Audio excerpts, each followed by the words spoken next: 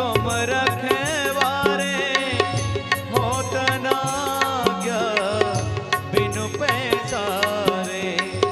सब सुख लहे तुम्हारी सेना, तुम रक्षक का को डरना। आपन तेज संहारो आपे, तीनों लोक भागते कांपे। भूत पिशाच निकट नहीं आवे, महावीर जब नाम सुनावे। नासे रोग हरे सब पीरा, जपत निरंतर हनुमत वीरा। ओ संकट ते हनुमान छुड़ावे, मन क्रम वचन ध्यान जो लावे। सब पर राम तपस्वी राजा, तिनके काज सकल तुम साजा। और मनोरथ जो कोई लावे, सोई अमित जीवन फल पावे। चारों जुग पर ताप तुम्हारा, है प्रसिद्ध जगत उजियारा। साधु संत जी के तुम रखवारे, असुर निकंदन राम दुलारे। अष्ट सिद्धि नव निधि के दाता, असबर दीन जानकी माता। राम रसायन तुम्हारे बासा, सदा रहो रघुपति के दासा। तुमरे भजन राम को पावे, जन्म जन्म के दुख बिसरावे। अंत काल रघुवर पुर जाई, जहाँ जन्म हरे भक्त कहाई। और देवता चीतन धरई, हनुमत से सर्व सुख करई। संकट कटे मिटे सब पीरा, जो सुमरे हनुमत बलबीरा। जय जय जय हनुमान गोसाई, कृपा करहु गुरु देव की नाई। जो सत बार पाठ कर कोई, छोटा ही बंदे महासुख होई। जो यह पढ़े हनुमान चालीसा, होय सिद्धि साखी गौरीसा। तुलसीदास सदा हरि चेरा, की जयनाथ हृदय महाडेरा। पवन तनय संकट हरन,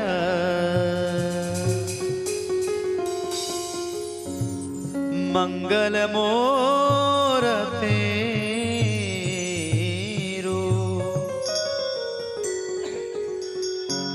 राम लखन सीता सहित,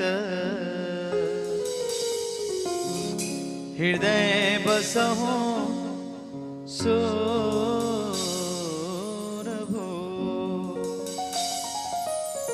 बोले हनुमान जी महाराज की जय हो। शंकर भगवान की जय हो। जगन्नाथ भगवान की जय हो। परम पूज्य व्यास जी महाराज की जय हो। श्री राधे।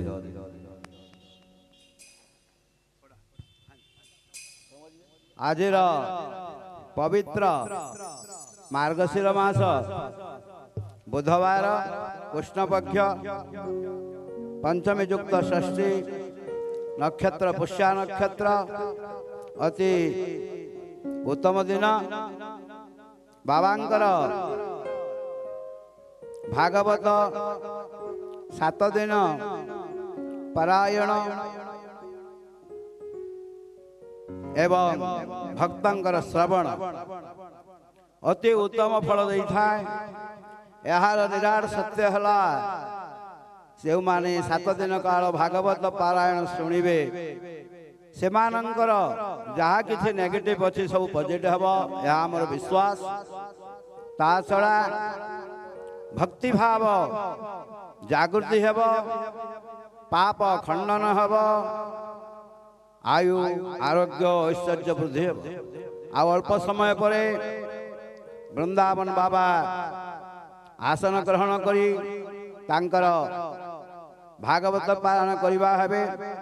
ता पूर्वर ये जो 3 भाई आमर बसचंती एमान ठारू किछि भजना कीर्तन श्रवण करंतु। जय जगन्नाथ जय जय अमरकोट निवासी जय बैद्यनाथ संघ।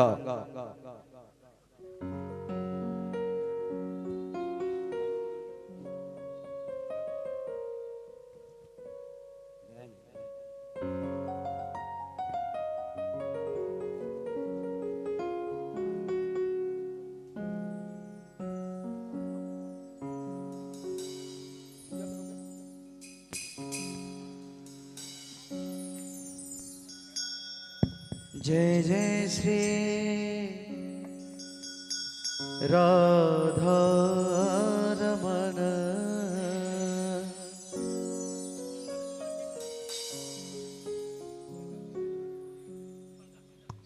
श्री राधे श्री राधे राधे।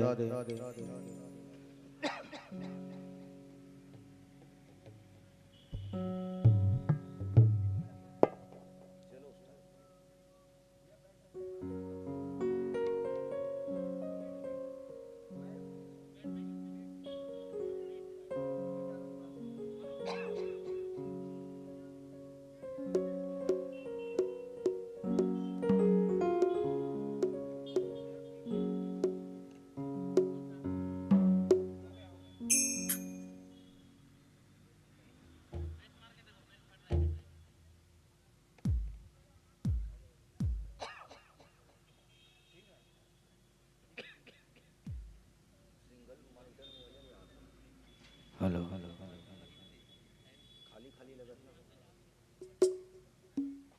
श्री राधे हरि ओम हरि ओम श्री राधे।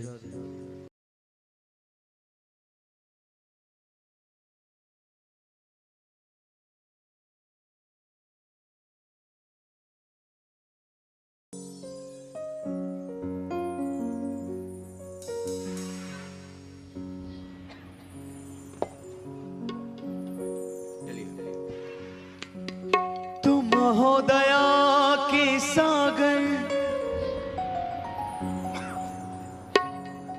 जन्मों के मैं हूँ भिखारी। शुभ तुम ही मेरे राम श्याम तुम ही बिहारी।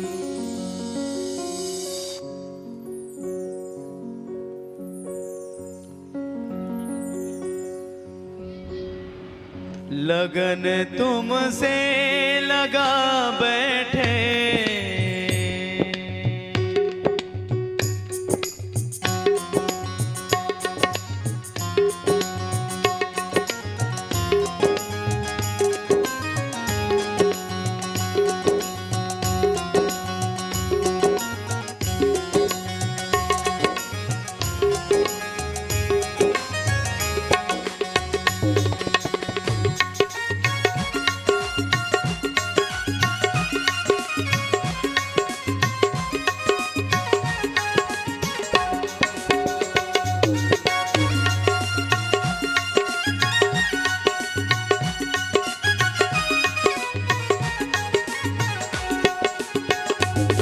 लगन तुमसे लगा बैठे, लगन तुमसे लगा बैठे, लगन तुमसे लगा बैठे, लगन तुमसे लगा बैठे। जो होगा देखा जाएगा, जो होगा देखा जाएगा। लगन तुमसे लगा बैठे, लगन तुमसे लगा बैठे, जो होगा देखा जाएगा, जो होगा देखा जाएगा, जो होगा देखा जाएगा, जो होगा देखा जाएगा, जो होगा देखा जाएगा, जो होगा देखा जाएगा, जो होगा देखा जाएगा। तुम्हें अपना बना बैठे, तुम्हें अपना बना बैठे। जो होगा देखा जाएगा, जो होगा देखा जाएगा। लगन तुमसे लगा बैठे, लगन तुमसे लगा बैठे। जो होगा देखा जाएगा, जो होगा देखा जाएगा।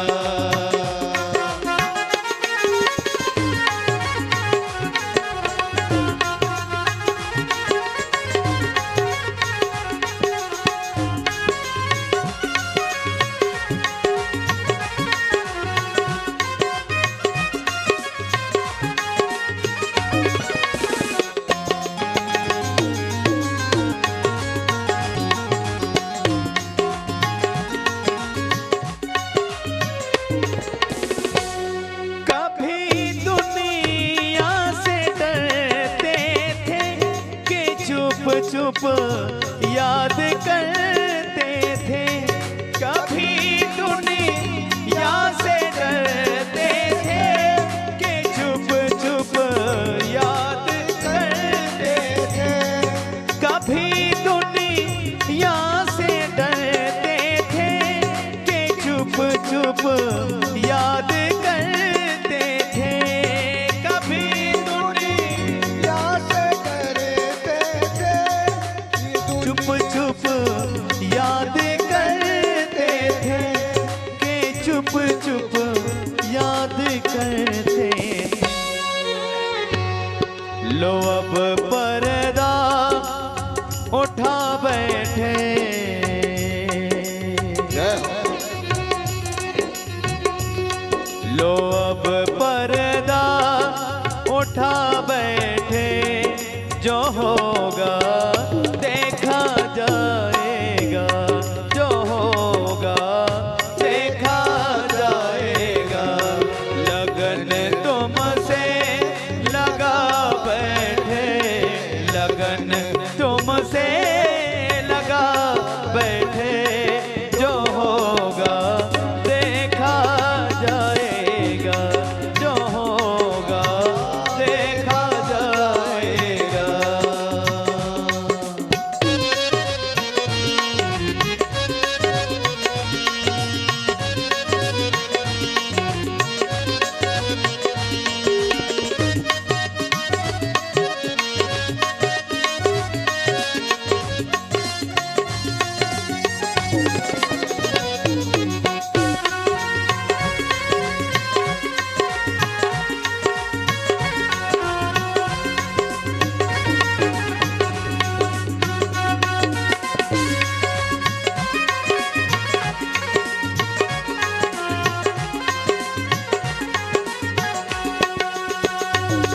दीवाने बन गए तेरे वो फिर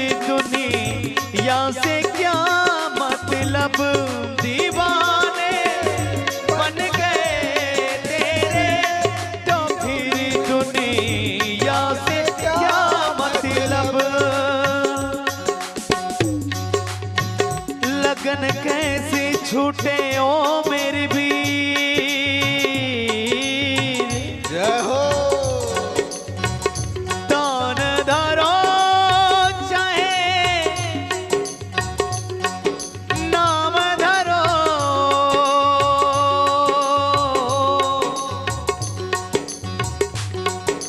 चाहे लाख करो तकबीर पर लगन कैसे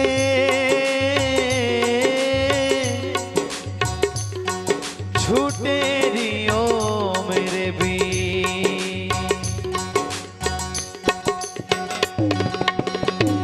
शर्म अब बेच खा बैठे शर्म अब बेच खा बैठे शर्म अब बेच खा बैठे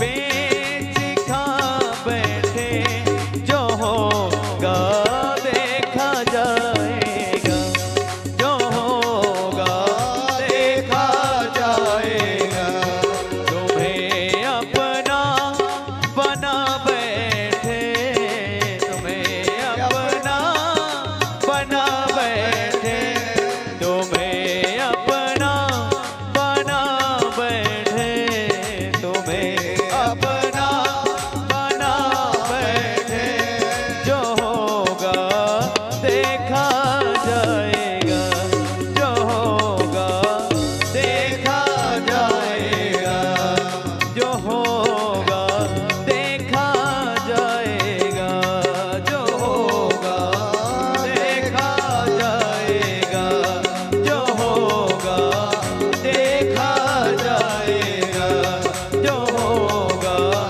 देखा जाएगा लगन तुमसे लगा बैठे जो होगा देखा जाएगा। परम पूज्य व्यास जी महाराज का आगमन हो चुका है।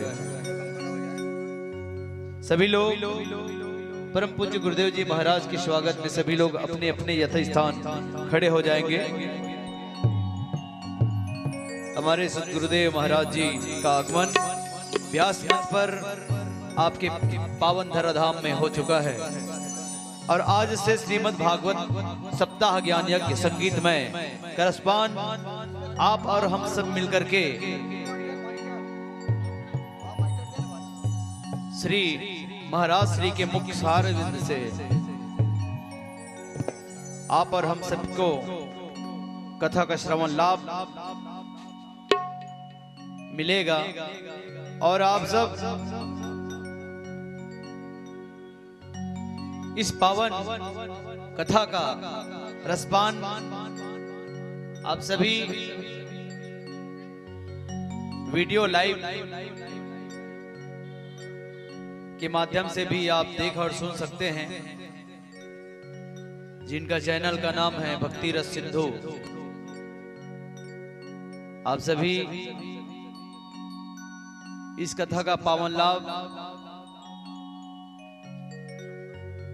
इस चैनल के माध्यम से भी ले सकते हैं और आए हम सब के बीच में परम पूज्य गुरुदेव जी महाराज का आगमन हो चुका है और समस्त माताओं बहनों से निवेदन है, सभी नगरवासी से निवेदन है कि आप सभी आज से श्रीमद् भागवत सप्ताह गायन यज्ञ का श्रवण लाभ व्यास मंच पे आकर के परम पूज्य गुरुदेव जी महाराज के श्रीमुख से आप सभी सुन करके अपने जीवन को धन्य बना सकते हैं। बोले बांके बिहारी लाल की जय, सद्गुरुदेव महाराज की जय।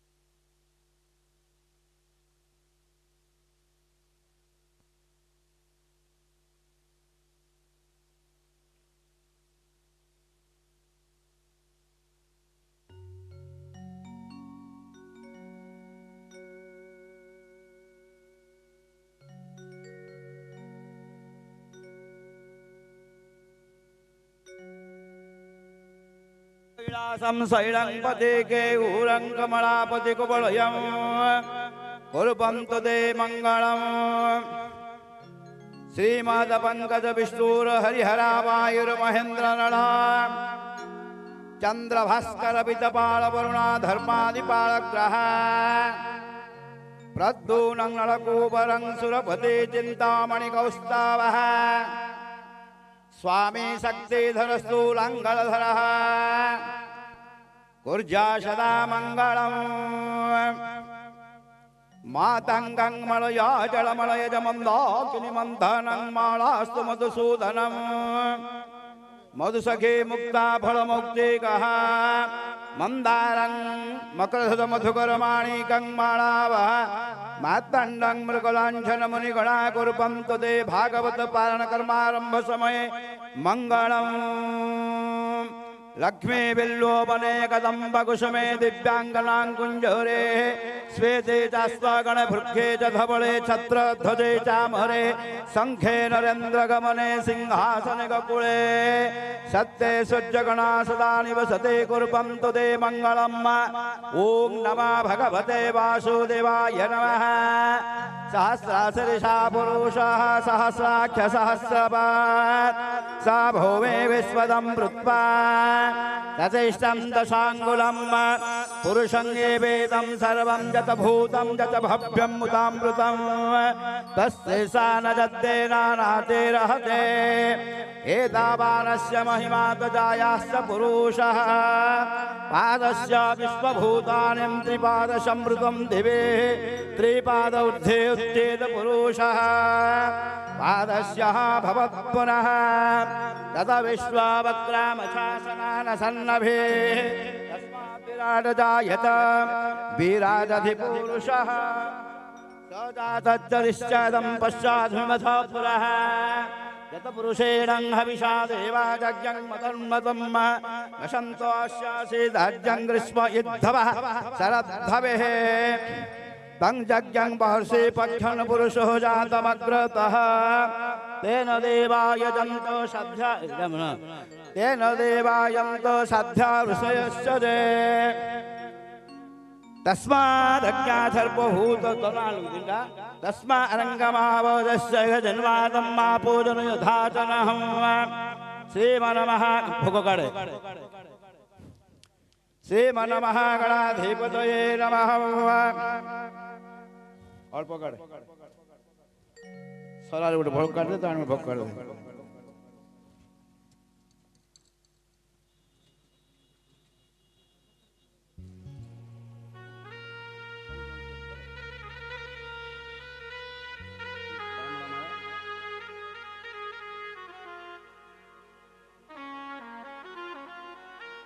हाँ बोले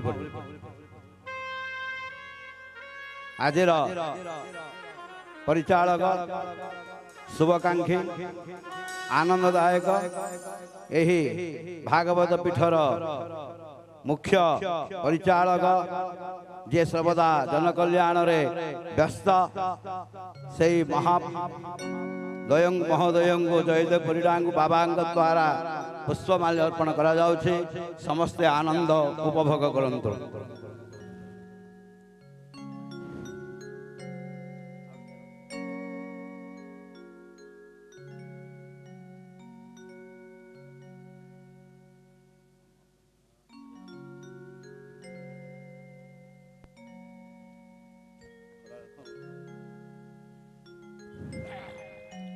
प्रधान दुई जन तुम दुई जन आगे ठिया हो बाबू आगे को चलो तुम वाइफ को डाको नमः भगवते वासुदेवाय ओम नमः भगवते वासुदेवाय ओम नमः भगवते वासुदेवाय मिष्टान नैवेद्यं निवेदयामि थड़ धरा ओम क्लीं कृष्णाय गोविंदाय गोपीजनवल्लभाय बालगोपालाय नमः नैवेद्यं निवेदयामि मिष्टान्न नैवेद्यं निवेदयामि गन्धपुष्पं धूपदीप नैवेद्यं समर्पयामि नमस्कारः वासुदेवाय नमः सन्तुष्टं वदस्तु ओम सुखदेवाय नमः श्रीरामदूताय हनुमन्तये नमः। परम गुरुदेवताभ्यो नमः। सर्वदेवताभ्यो नमः। तुलसीदलं पूजयामि नमः। नमस्कार। वर्तमान आमर गोटे आळती हब काट दे फुल टिप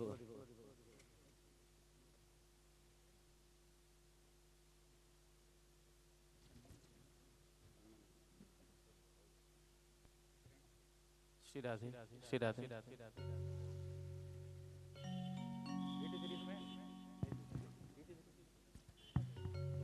श्री राधे श्री राधे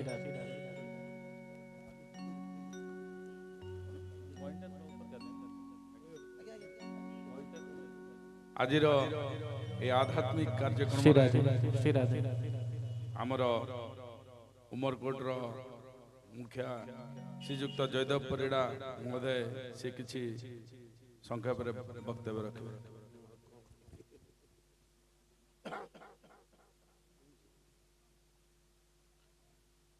अति सौभाग्यर कथा जे गुरु आज बुधवार मार्गशीर मास एभली एक पवित्र मास रे सुदूर मथुरा वृंदावन ये अंचल को प्रथम थर भगवत कथा मुक्त शुणिबार जो अवकाश हमको आज मिली ये आम उमरकोटवासी एक सौभाग्यर कथा। मु धन्यवाद देवी प्रथमे आमर कमिटी तरफ तथा कलिंग कला उत्कल युव परिषद तरफ एवं आमर मंदिर कमिटी तरफ ये जो कार्यक्रम आयोजन करा जायछि सेतिमे कर्मकर्ता मान को प्रथमे धन्यवाद ज्ञापन करी। द्वितीय जो आज आपण माने ये कथामृत भगवत कथामृत शुणिबा निमंते समय अंतत देइचंती सेथिपाई आपण मान को समस्त को स्वागत जणेबा सहित कृतज्ञता ज्ञापन करी। एतद व्यतीत आम समस्ते जानिछु आम जीवन रे आम समस्ते वृद्धावस्था रे मने रखी था जे वृंदावन जाई अंतत से माटी को मध्य पवित्र मने करू एवं मथुरा वृंदावन जाई निजर जन्म सार्थक कर। आज सही वृंदावन जत भगवत कथामृत शुणा आमर अभिषेक पाठक जी आमर महाराज जी जिते एठी पदार्पण कर टीम सहित से स्वागत जनवा सहित कृतज्ञता जनाऊँ एवं आशा रखुचु ये आज जंजालमय दुनिया भितर आम कर्मव्यस्त जीवन भितर जो छटपट होचु विभिन्न झड़ झंझा भितर रहीकि अंतत भगवत अंतत दर्शन टिके शुणिले बाणी टिके शुणिले आम मन निश्चित भाव एक परिवर्तन आसीबो सेइथिपाई आज कार्यक्रम आयोजन करा जायछि भावुची एवं मने करुछि जे निश्चय आपण माने एथिरु किछि लाभ पाइबे। भगवान आपण मानकर मनोकामना पूर्ण करू सेथिपाई समस्त कृतज्ञता ज्ञापन करी वक्तव्य रखुछि। धन्यवाद।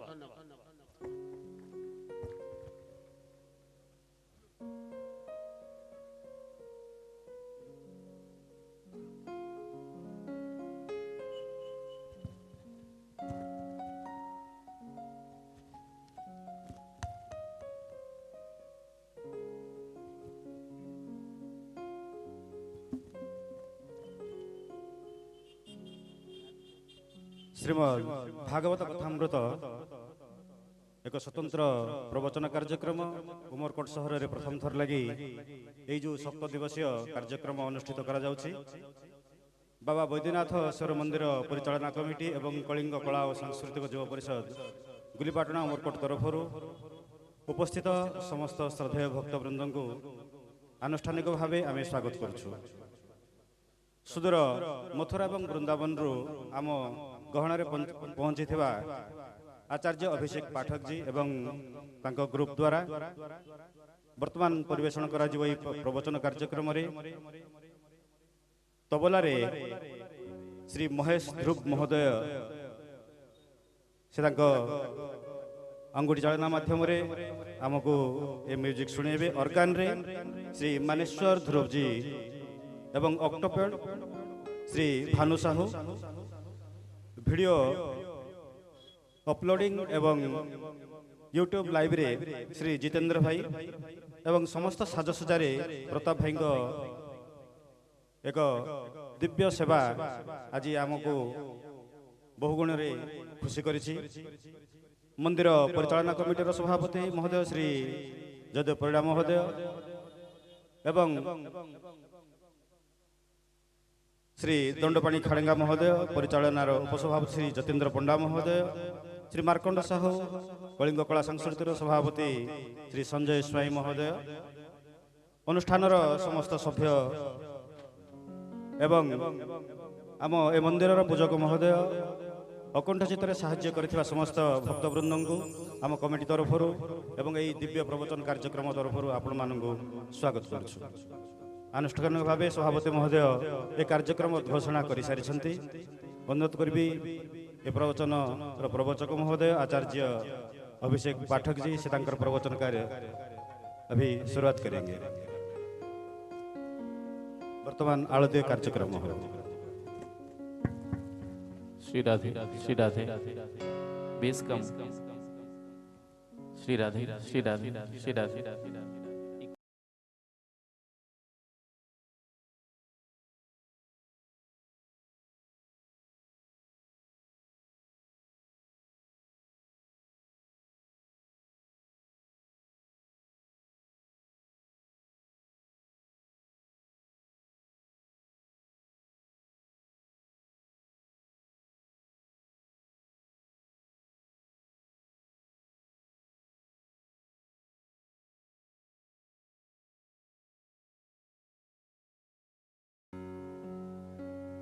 बंसी विभूषित करां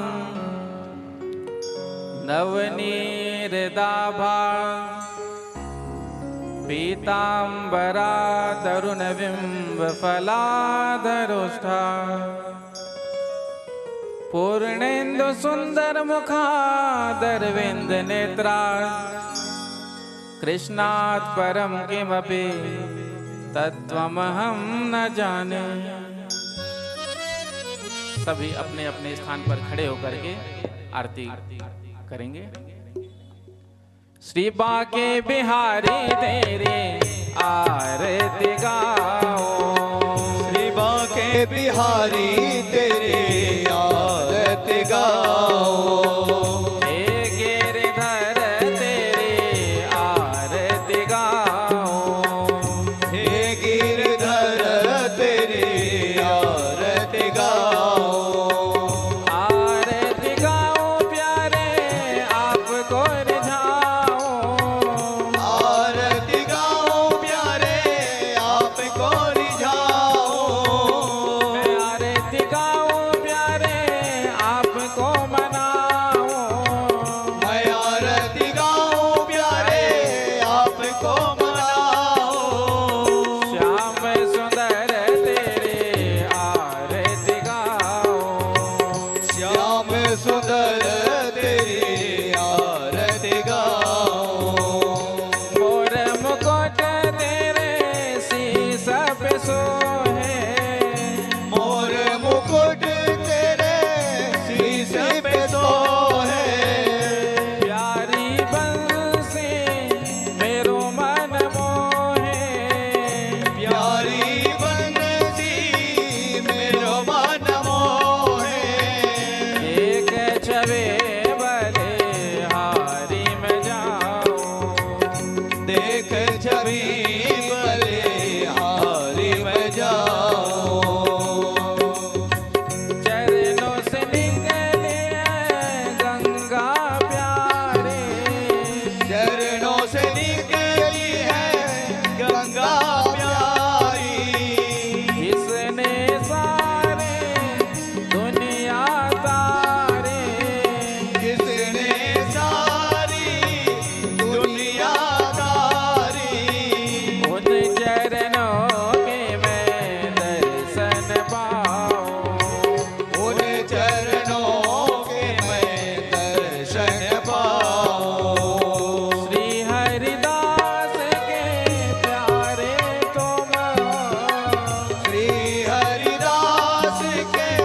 प्यारे तुम हो मेरे मोहन जीवन धन हो मेरे मोहन जीवन धन हो प्यारी छवि मैं तो मन में बसाऊं प्यारी छवि मैं तो मन में बसाऊं श्री बाके बिहारी तेरे आरती गाऊं दीवा के बिहारी तेरी आरती गाओ हे गिरधर तेरे आरती गाऊं हे गिरधर तेरे आरती गाओ बाल कृष्ण तेरे आरती गाऊं बाल कृष्ण तेरी आरती गाओ देवा के बिहारी तेरे आरती गाऊं दीवा के बिहारी तेरी आरती गाओ बोलिए बाल कृष्ण लाल की जय हो श्री वृंदावन बिहारी लाल की जय हो श्रीमद् भागवत महापुराण की जय हो श्री हनुमान जी महाराज की जय हो श्री वैद्यनाथ महाराज की जय हो जय जय श्री राधे जय जय श्री राधे जय जय श्री राधे जय जय श्री राधे जय जय श्री राधे हे श्याम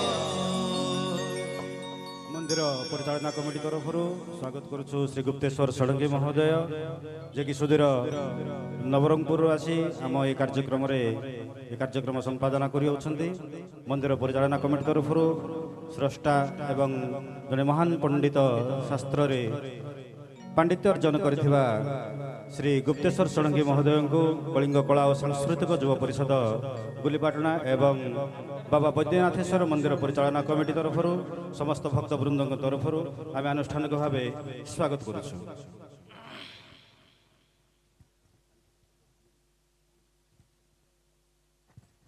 धन्यवाद।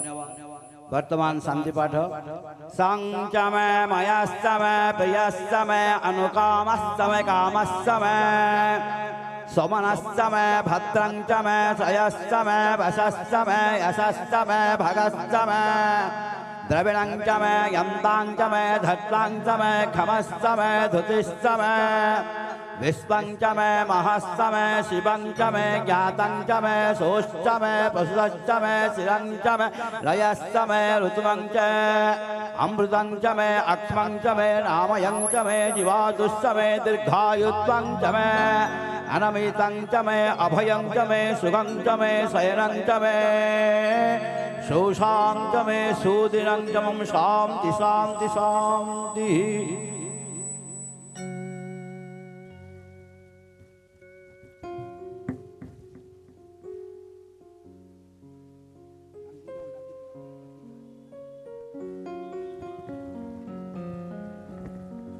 गुरुर्ब्रह्मा गुरुर्विष्णु गुरुर्देवो महेश्वर गुरु साक्षात् परब्रह्म तस्मै श्री गुरवे नमः।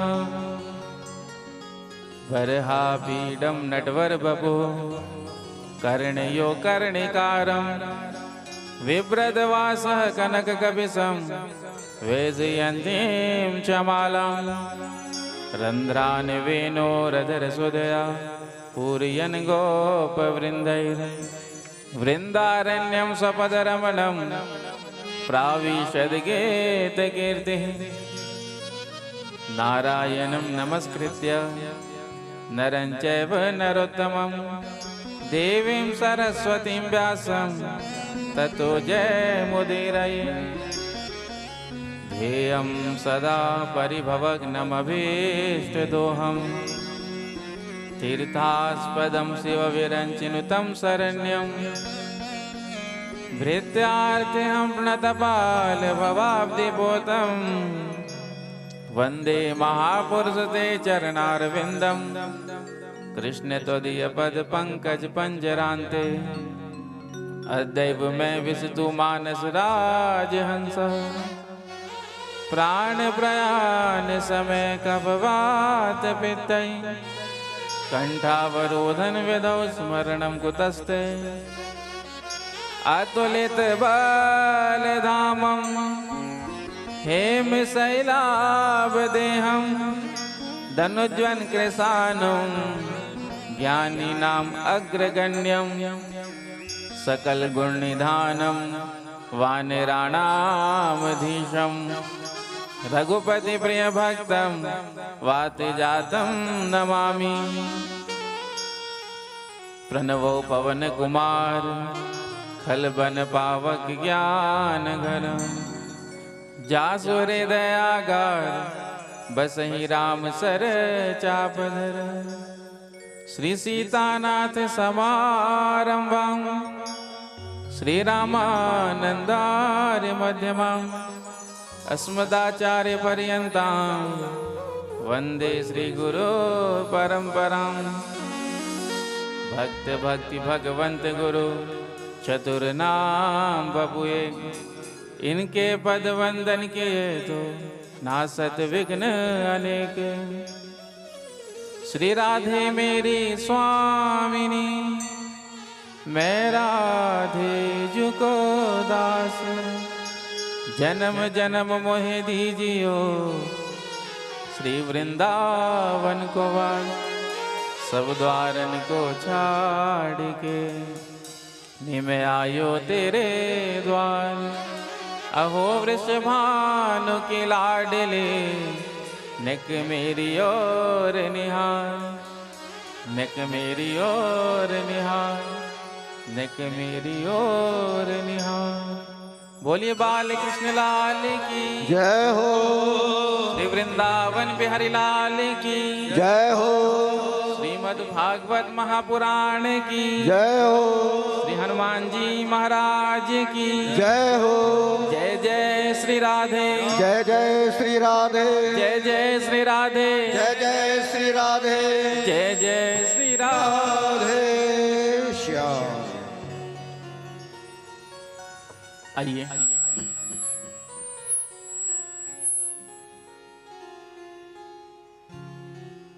श्रीमद् भागवत कथा ज्ञान गंगा में अवगाहन करने से पूर्व कुछ क्षणों के लिए बड़े प्रेम से भाव से अपने मन और वाणी को पवित्र करते हुए भगवान नाम का कीर्तन कर रहे हैं। आज आपके उमरकोट में उड़ीसा के पावन धरती पर भगवान श्री कृष्ण साक्षात भागवत स्वरूप में आए हैं। तो जब हमारे यहाँ कोई मेहमान आने वाला होता है, कोई अतिथि आने वाला होता है, तो हम उनकी स्वागत की तैयारियां करते हैं। तो हम भी आज उन ठाकुर जी का अपने नगर में स्वागत करेंगे। तो आप सब मेरे साथ मिल करके दोनों हाथ उठाकर ताली सेवा करते हुए प्रेम से गाते हुए स्वागतम कृष्णा सुस्वागतम कृष्णा स्वागतम कृष्णा सुस्वागतम कृष्णा स्वागतम कृष्णा सुस्वागतम कृष्णा स्वागतम कृष्णा सुस्वागतम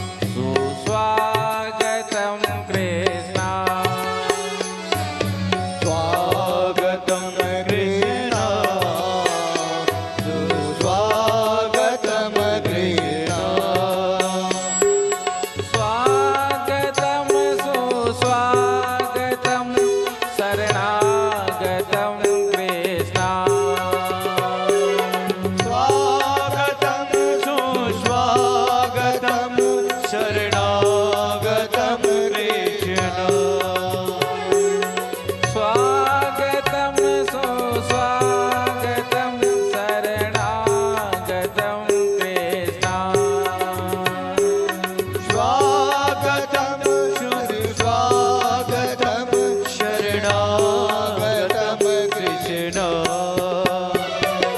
स्वागतम कृष्ण सुस्वागतम कृष्ण स्वागतम कृष्ण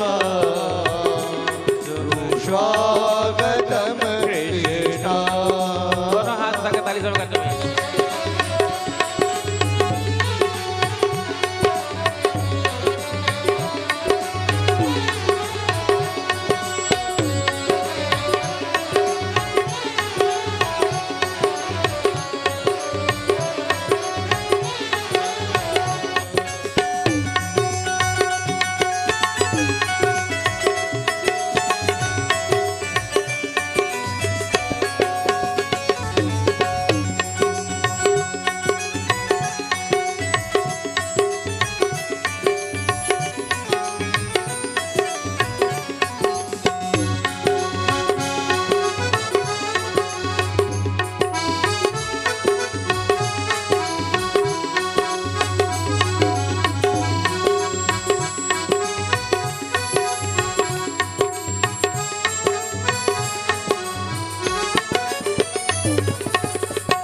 देखो आए हैं बिहारी जी ये सब मिल स्वागत करो। देखो आए हैं बिहारी जी ये सब मिल स्वागत करो। देखो आए हैं बिहारी जी ये सब मिल स्वागत करो। देखो आए हैं बिहारी जी ये सब मिल स्वागत करो। स्वागत करो स्वागत करो स्वागत करो स्वागत करो स्वागत करो स्वागत करो स्वागत करो स्वागत करो स्वागत करो स्वागत करो स्वागत करो स्वागत करो। क्योंकि जब बांके बिहारी आते हैं श्री वृंदावन बिहारी आते हैं तो अकेले नहीं आते हैं। जब वृंदावन बिहारी लाल आते हैं तो अकेले नहीं आते हैं, वो किसी के साथ में आते हैं। और वो जिनके साथ में आते हैं उन्हीं की कृपा से वो आते हैं। बताओ कौन है वो? हाँ जोर से कहो। हाँ साथ आई है राधा रानी कि सब मिल स्वागत करो। साथ आए हैं राधा रानी सब मिल स्वागत करो। साथ आई है राधा रानी कि सब मिल स्वागत करो। साथ आए हैं राधा रानी ये सब मिल स्वागत करो। स्वागत करो स्वागत करो स्वागत करो स्वागत करो स्वागत करो स्वागत करो स्वागत करो स्वागत करो स्वागत करो स्वागत करो स्वागत करो स्वागत करो। देखो आए हैं बिहारी जी कि सब मिल स्वागत करो। देखो आए हैं बिहारी जी ये सब मिल स्वागत करो। देखो आए हैं बिहारी जी कि सब मिल स्वागत करो। देखो आए हैं बिहारी जी सब मिल स्वागत करो। देखो आए हैं बिहारी जी तो सब मिल स्वागत करो। साथ आई है राधा रानी कि सब मिल स्वागत करो।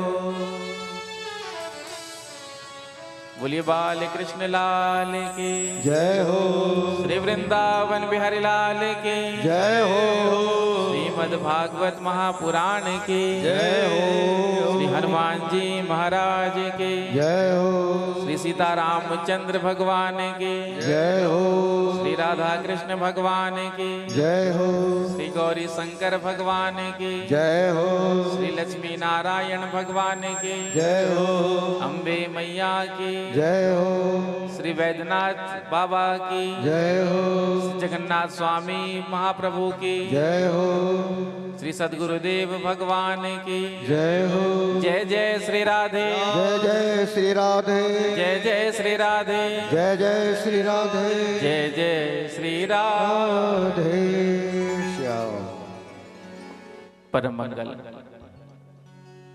श्रीमद् भागवत महापुराण परमहंस संगीता वैष्णव संतों का परम धर्म उन आनंद कंद अनंत कोटि ब्रह्मांड नायक सर्वेश्वर सर्वाधिपति कुंज निकुंजेश्वर श्री राधा रमण बाधाहरण चिदाधार केवल आधार निर्विकार निर्विकल्प निरेह अकारण करुणा वरुणालय भक्त वांछा कल्पतरु श्री वृंदावन बिहारी के उन युगल चरणों में ध्यान करते हुए आप सभी को प्रभु के पावन चरित्रों का वर्णन करने जा रहे हैं। कथा में समुपस्थित समस्त भक्तवृंद, स्नेहमयी वात्सल्यमयी माताएं, आप सबके हृदय में विराजमान उन प्रभु को प्रणाम करते हुए सभी को सादर सप्रेम जय श्री कृष्णा, जय श्री कृष्ण, जय सिया राम, जय श्री राम, श्री राधे श्री राधे, राधे राधे राधे राधे। श्री बांके बिहारी जी महाराज की असीम अनुकंपा से मानव जीवन का सर्वोत्कृष्ट साधन फल सत्संग जो हम सबको सुंदर मार्ग शीर्ष मास में सुनने का अवसर प्राप्त हो रहा है। ये जो मार्ग शीर्ष मास है जिसको हम अघन मास भी कहते हैं और अघन मास में गुरुवार को माता लक्ष्मी जी का हम सब पूजन करते हैं और उसकी तैयारी भी हम एक दिन पहले से ही संध्या के बाद प्रारंभ कर देते हैं।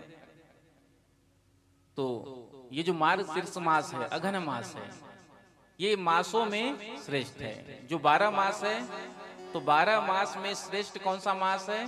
तो कहते हैं मार्ग शीर्षो हम। भगवान ने जब उद्धव जी को अपनी विभूति योग का वर्णन किया है भागवत के 11 स्कंद में, तो भगवान उद्धव जी से कहते हैं मासा नाम मार्ग शीर्षो हम, मासों में मैं मार्ग शीर्ष हूं। और भगवान के ही मास में बैठ करके हमको ये कथा सुनने का अवसर मिल रहा है। श्री वैद्यनाथ बाबा जी के परम सानिध्य में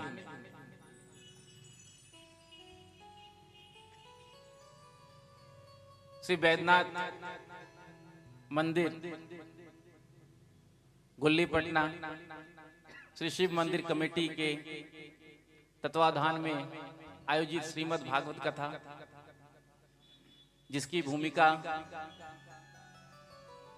लगभग 1 वर्ष से चल रही थी। प्रेम से कहो श्री राधे। श्री राधे। जब हम नौरंगपुर में आए थे पिछले वर्ष कथा के लिए, तब से ही बात चल रही थी। हमारे अत्यंत स्नेही श्री संजीव सुबुद्धि जी, संजू भैया, उनसे ही चर्चा प्रारंभ हुआ और उसके बाद फिर कमेटी जो हमारे शिव मंदिर कमेटी है वहां पर कथा का प्रस्ताव हुआ और सबके सहमति से सुंदर कथा का आयोजन हुआ। कथा का आयोजन जब भगवान की अत्यंत कृपा होती है तब ही संभव होता है। कुछ चीजें अपने हाथ में नहीं होता। 3 चीजें दुर्लभ मानी गई है संसार में। आदि शंकर श्री शंकराचार्य जी महाप्रभु कहते हैं दुर्लभम त्रयमेव वेतद् देवानुग्रह हेतुकम मनुष्यत्वम मुमुक्षुत्वम महापुरुष संश्रयः। तीन चीजें दुर्लभ है संसार में। सबसे पहला मनुष्य जीवन, मानव तन।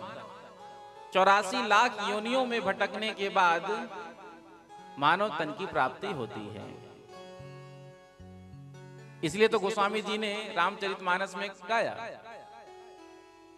बड़े भाग मानुष तन पावा, बड़े भाग मानुष तन पावा, बड़े भाग मानुष तन पावा, बड़े भाग मानुष तन पावा, सुर दुर्लभ सदग्रंथ ही गावा, सुर दुर्लभ सदग्रंथ ही गावा, सुर दुर्लभ सदग्रंथ ही गावा, सुर दुर्लभ सदग्रंथ ही गावा।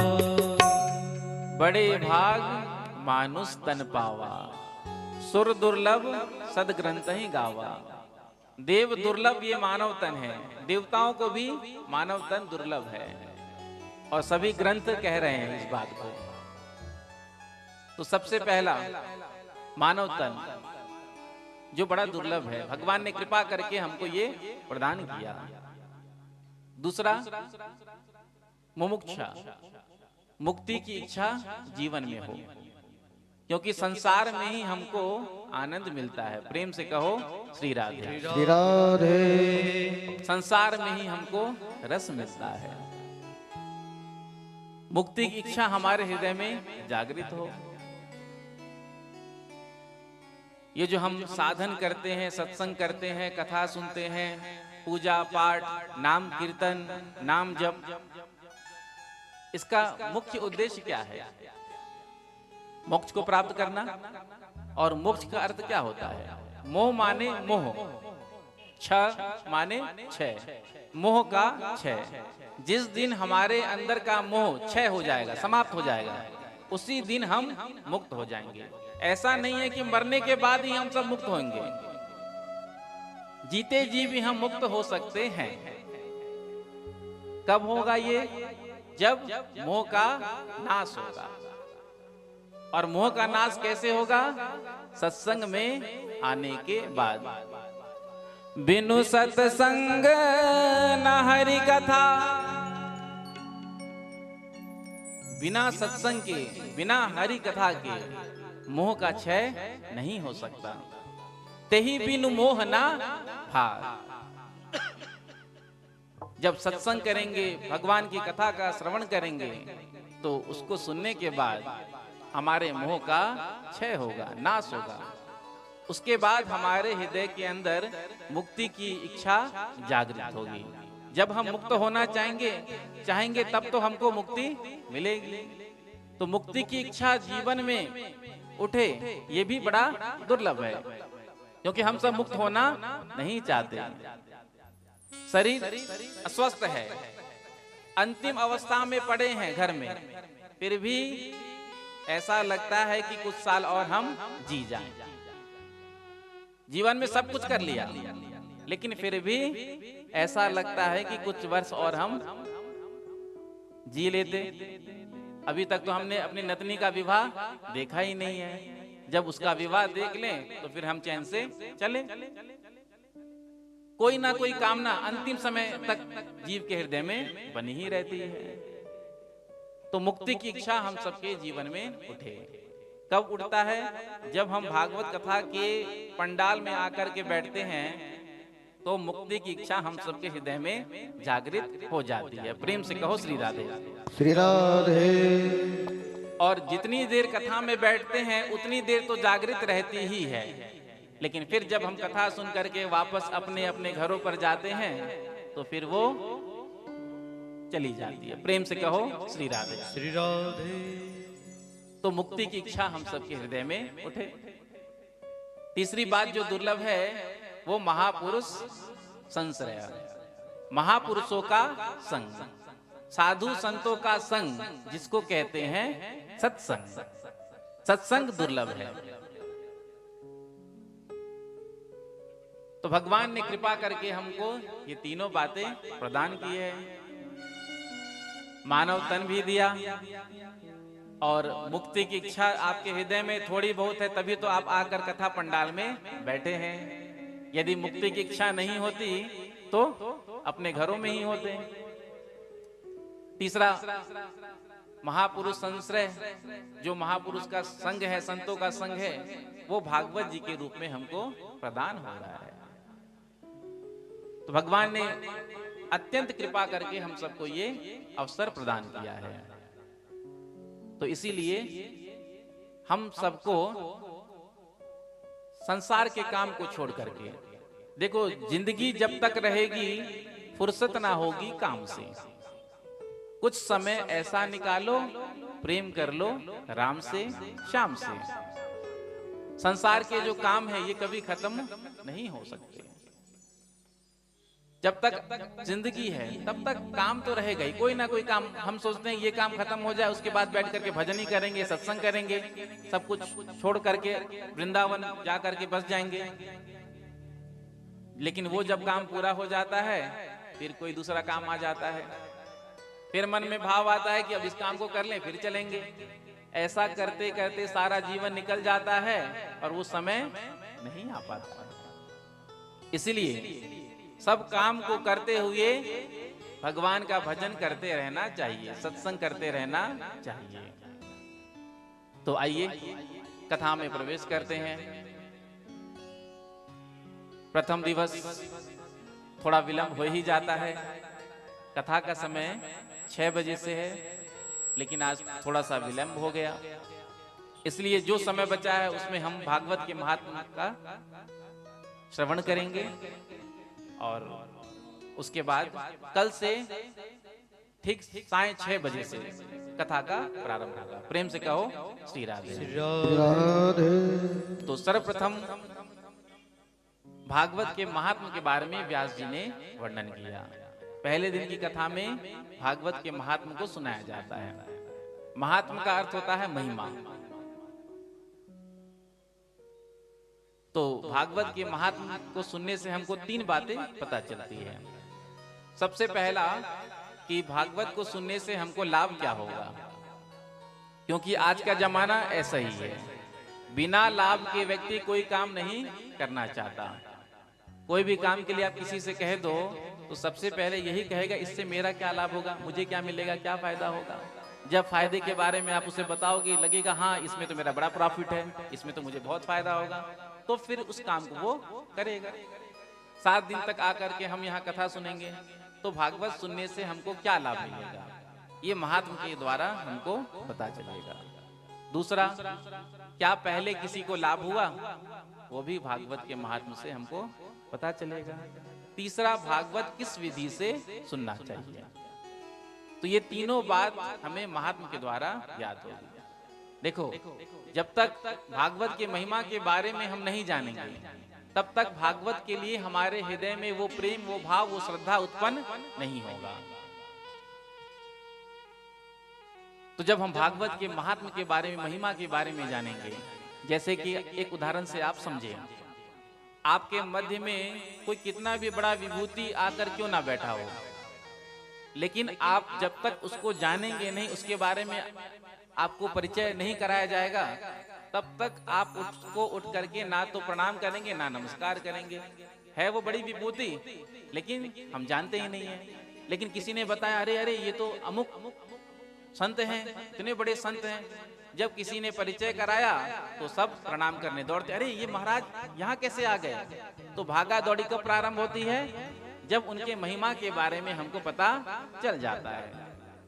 तो भागवत के महिमा को जानने के लिए 6 अध्याय में वेद व्यास जी ने सुंदर महात्मा को लिखा है। सर्वप्रथम श्लोक में भगवान के स्वरूप के बारे में बताते हैं, स्वभाव के बारे में बताते हैं और प्रभाव के बारे में। प्रेम से कहो श्री राधे। सच्चिदानंद रूपाय विश्वोत्पत्त्यादि हेतवे तापत्रय विनाशाय गोविंदाय नमो नमः। भगवान का कितना सुंदर स्वरूप है, सदघन चिदघन आनंद स्वरूप, सच्चिदानंद रूप आया। विश्वोत्पत्त्यादि हेतवे, जिनके द्वारा इस विश्व की उत्पत्ति होती है, पालन होता है और समय आने पर संहरण होता है। जिनके चरणों में प्रणाम करने से जीव के तीनों ताप समाप्त हो जाते हैं, दैहिक, दैविक और भौतिक। इन तीनों ताप से जीव ग्रसित है। तो भगवान के चरणों में एक बार जो प्रणाम कर लेता है, उसके तीनों ताप समाप्त हो जाते हैं। ऐसे प्रभु के चरणों में हम सब प्रणाम करते हैं। श्री कृष्णाय वयम नुमः। क्योंकि जब हमसे कोई बड़ा आयु में या ज्ञान में कोई हमसे मिलते हैं तो हम उनको प्रणाम करते हैं। क्यों? क्योंकि ये हमारे संस्कार है। इसीलिए सर्वप्रथम भगवान श्री कृष्ण और राधा जी के चरणों में प्रणाम किया है वेदव्यास जी ने। और उसके बाद कहते हैं, नैमी सारणी की पावन भूमि पर शौनक आदि 88,000 ऋषि एकत्रित हैं। तभी सामने से आते हुए सूत जी महाराज को देखा। अब सूत जी आयु में बड़े छोटे हैं और जितने भी ऋषि वहां पर बैठे हैं बड़े हैं, आयु में ज्ञान में बड़े हैं। लेकिन जैसे ही सूत जी को आते हुए देखा तो सभी ऋषियों ने खड़े होकर सूत जी को प्रणाम किया और प्रणाम करके कहा, अज्ञान ध्वांत विध्वंस कोटि सूर्य सम प्रभ सूताख्याहि कथा सारम मम कर्ण रसायनम। आज शौनक आदि ऋषियों ने दोनों हाथ जोड़ करके प्रणाम किया और कहा, हम सब जीव के हृदय के अंदर घोर अज्ञान का अंधकार व्याप्त है और आपके पास करोड़ों सूर्य के प्रकाश का ज्ञान है। तो ऐसी कृपा आप करें, वो ज्ञान हम सबको प्रदान करें जिसको सुन करके हमारे हृदय का अंधकार समाप्त हो जाए। वैष्णव लोग ऐसा क्या करते हैं जिससे भक्ति, ज्ञान और वैराग्य बढ़ता है? ऐसा कौन सा कर्म करने से माया मोह से जीव बच सकता है? क्योंकि इस कलिकाल में जीव प्रायः आसुरी प्रवृत्ति को प्राप्त होते जा रहे हैं। तो जीव का कल्याण कैसे हो? जो पावन को भी पावन बना दे, ऐसी कथा का हमको आप श्रवण कराएं। क्योंकि हे सूत जी, यदि किसी जीव को चिंतामणि की प्राप्ति हो जाए, चिंतामणि का ये वैशिष्ट है, जो भी आप चिंतन करोगे वो आपको प्रदान कर देगी। यदि कोई कल्प वृक्ष के नीचे खड़ा हो जाए तो कल्प वृक्ष का चमत्कार है, जो आप कल्पना करोगे वो आपको मिल जाएगा। लेकिन चिंतामणि और कल्प वृक्ष में ये सामर्थ्य नहीं है कि वो हमें श्री राधा कृष्ण का दर्शन करा दे, श्री बांके बिहारी का हमको दर्शन करा दे, श्री सीताराम जी का दर्शन करा दे। ये तो गुरु कृपा पर है, निर्भर है, और वो गुरु कृपा आपके ऊपर है। सूत जी ने जब सुना तो आज गदगद हो गए, प्रसन्न हो गए और प्रमुदित मन से कहा, देखो शौनक आदि ऋषियों, यदि आप सबके हृदय में मेरे लिए इतना प्रेम है तो अब मैं आपको समस्त शास्त्रों का सार सुनाने जा रहा हूं, इसीलिए ध्यान से सुनना। श्री सूत जी कहते हैं, काल व्याल मुख ग्रास त्रास निर्नाश हेतवे श्रीमद् भागवतम शास्त्रम कलो कीरेण भासितम। ये जो जीव है काल व्याल मुखग्रास, काल के मुख का ग्रास बना हुआ बैठा है। जीव की आयु कितनी? जैसे कि कोई अजगर के मुख में प्रवेश कर जाए तो कब तक वो जीवित रहेगा? जब तक अजगर ने अपने मुख को बंद नहीं किया। जैसे ही अजगर ने मुख को बंद किया जीवन समाप्त हो जाएगा। उसी प्रकार से हम सब जितने भी जीव हैं काल के ग्रास बने हुए बैठे हैं। प्रत्येक प्राणियों के अंदर बस एक बात का भय है कि मैं मर ना जाऊं। मरना कोई नहीं चाहता। और इस लोक का नाम क्या है? मृत्यु लोक। आया है सो जाएगा, राजा रंग फकीर। कोई सिंहासन चढ़ चला तो कोई बंधा जंजीर। लेकिन संसार में कोई मरना नहीं चाहता। संसार कहते हैं संसरती इति संसार, जो हर क्षण बदल रहा है, सरक रहा है। और हम चाहते हैं कि ऐसे ही हमारे साथ बना रहे। हम चाहते हैं हमारे घर परिवार में ऐसे ही सुख शांति समृद्धि बना रहे, हम सब ऐसे ही रहें। लेकिन हमारे चाहने से क्या होगा? जो काल का चक्र है वो चलता ही रहता है। और जिसका नंबर आया वो प्रभु को प्यारा हो गया। और जब कोई प्रभु को प्यारा हो गया तो हमको बड़ा दुख होता है कि अब हम कैसे रहेंगे। तो संसार तो चलता रहता है। तो संसार के प्रत्येक प्राणियों के अंदर मृत्यु का भय है। मरना कोई नहीं चाहता। भले आपत्ति विपत्ति में मुख से निकल जाए, इससे तो अच्छा होता है कि हम मर ही जाते।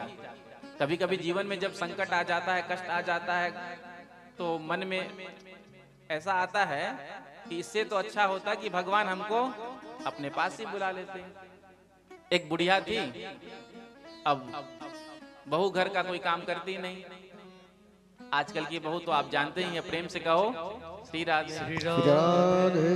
तो बेचारी को सब घर का काम करना पड़ता, झाड़ू पोछा भोजन सब करती। अब सुबह उठ करके जो है झाड़ू लगा रही है। जब देखा बहू को सोते हुए तो फिर वही बुढ़िया बड़बड़ाने लगी, सारा घर का काम मुझे ही करना पड़ता है। बुढ़ापा आ गया, उसके बाद भी चैन नहीं, शांति नहीं, विश्राम नहीं, आराम नहीं। इससे तो अच्छा होता कि यमराज मुझे लेकर ही चले जाता। इतने में ही यमराज वहां से गुजर रहे थे। जो यमराज ने सुना कि हमको कोई बुला रहा है, सीधे प्रकट हो गए। माता जी आपने बुलाया, चलिए हमारे साथ। जो माता जी ने देखा यमराज को तो पहले तो घबरा गई, भयभीत हो गई। पूछा आप कौन? तो कहा हम यमराज, आपने याद किया ना, तो हम आपको लेने के लिए आए हैं, चलिए। अब वो बुढ़िया घबराई, भयभीत हो गई। अब उसने सोचा कि मुझे क्या मालूम था कि मैंने यमराज को बुलाऊंगी तो यमराज तुरंत प्रकट हो जाएगा। मैंने तो ऐसे ही कह दिया। यमराज ने कहा आपने बुलाया, अब तो आपको जाना ही पड़ेगा, आपने क्यों बुलाया?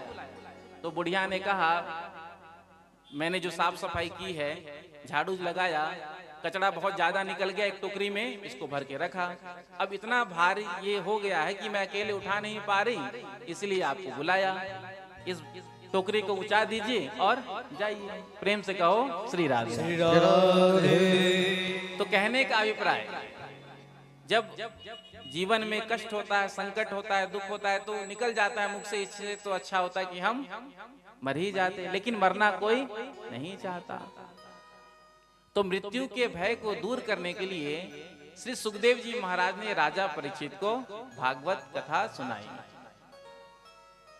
7 दिन में मरने का शाप राजा परीक्षित को लगा था। समीक ऋषि के पुत्र श्रृंगी ने दिया था।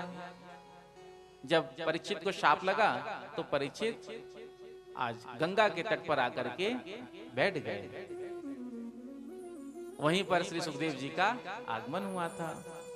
और सुखदेव जी महाराज जब राजा परीक्षित को भागवत कथा सुनाने जा रहे थे, इतने में ही स्वर्ग के देवताओं के कान में यह बात पहुंच गई कि पृथ्वी लोक में भागवत की कथा होने जा रही है। तो देवता स्वर्ग से अमृत कलश लेकर के आए हैं और आकर के सुखदेव जी के चरणों में प्रणाम किया। प्रणाम करके कहा महाराज, हमने सुना है राजा परीक्षित को 7 दिन में मरने का शाप लगा है, तो हम ये स्वर्ग से अमृत लेकर के आए हैं, आप इस अमृत को राजा परीक्षित को पिला दीजिए। सुखदेव जी सावधान हो गए। सुखदेव जी विचार करने लगे ना तो हमने पुकारा देवताओं को, ना परीक्षित ने बुलाया। आज देवता बिना आवाहन किए, बिना पुकारे स्वर्ग का अमृत लेकर के आ गए। और स्वर्ग का अमृत कोई साधारण तो है नहीं। रावण कंस को मारने के लिए तो भगवान को एक एक अवतार लेना पड़ा, लेकिन देवताओं को अमृत का पान कराने के लिए ठाकुर जी को 4-4 अवतार लेने पड़े थे। तो ऐसा दुर्लभ अमृत को लेकर के आज देवता आए और कहा कि आप इस अमृत को परीक्षित को पिला दीजिए, परीक्षित मृत्यु के भय से मुक्त हो जाएंगे। सुखदेव जी ने कोई उत्तर नहीं दिया। थोड़ी देर के बाद देवताओं ने पुनः हाथ जोड़ करके कहा, महाराज, इस अमृत को जो हम लेकर के आए हैं स्वर्ग का, इसे परीक्षित को पिला दीजिए, और जो कथामृत आप परीक्षित को पिलाने जा रहे हैं वो हमें पिला दीजिए। जो सुना सुखदेव जी ने, तो सुखदेव जी ने कहा, देवताओं, मैं तो पहले ही समझ गया था कि तुम ठगिया हो, भाव से कथा सुनने नहीं आए हो। यदि तुम भाव से प्रेम से कथा सुनने आते तो तुमको भी मैं कथा सुनाता, लेकिन आज तुम भागवत को सुनने नहीं, भागवत को खरीदने के लिए आए हो। तो सुखदेव जी कहते हैं, क्व सुधा क्व कथा लोके, क्व काचः क्व मणिर्महान्, ब्रह्मरातो विचार्यैवं तदा देवांजहासः।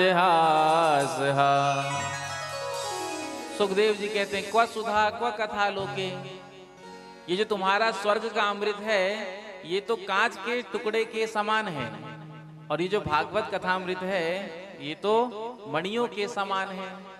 अब भला मणि और कांच में अदला बदली होती है क्या? कोई कांच का टुकड़ा लेकर के चला जाए, क्योंकि कांच का टुकड़ा भी कोई सा ऐसा होता है जो बहुत चमचमाता है, उसको देख के ऐसा लगता है कि हीरा भी ओरिजिनल भी फेल है।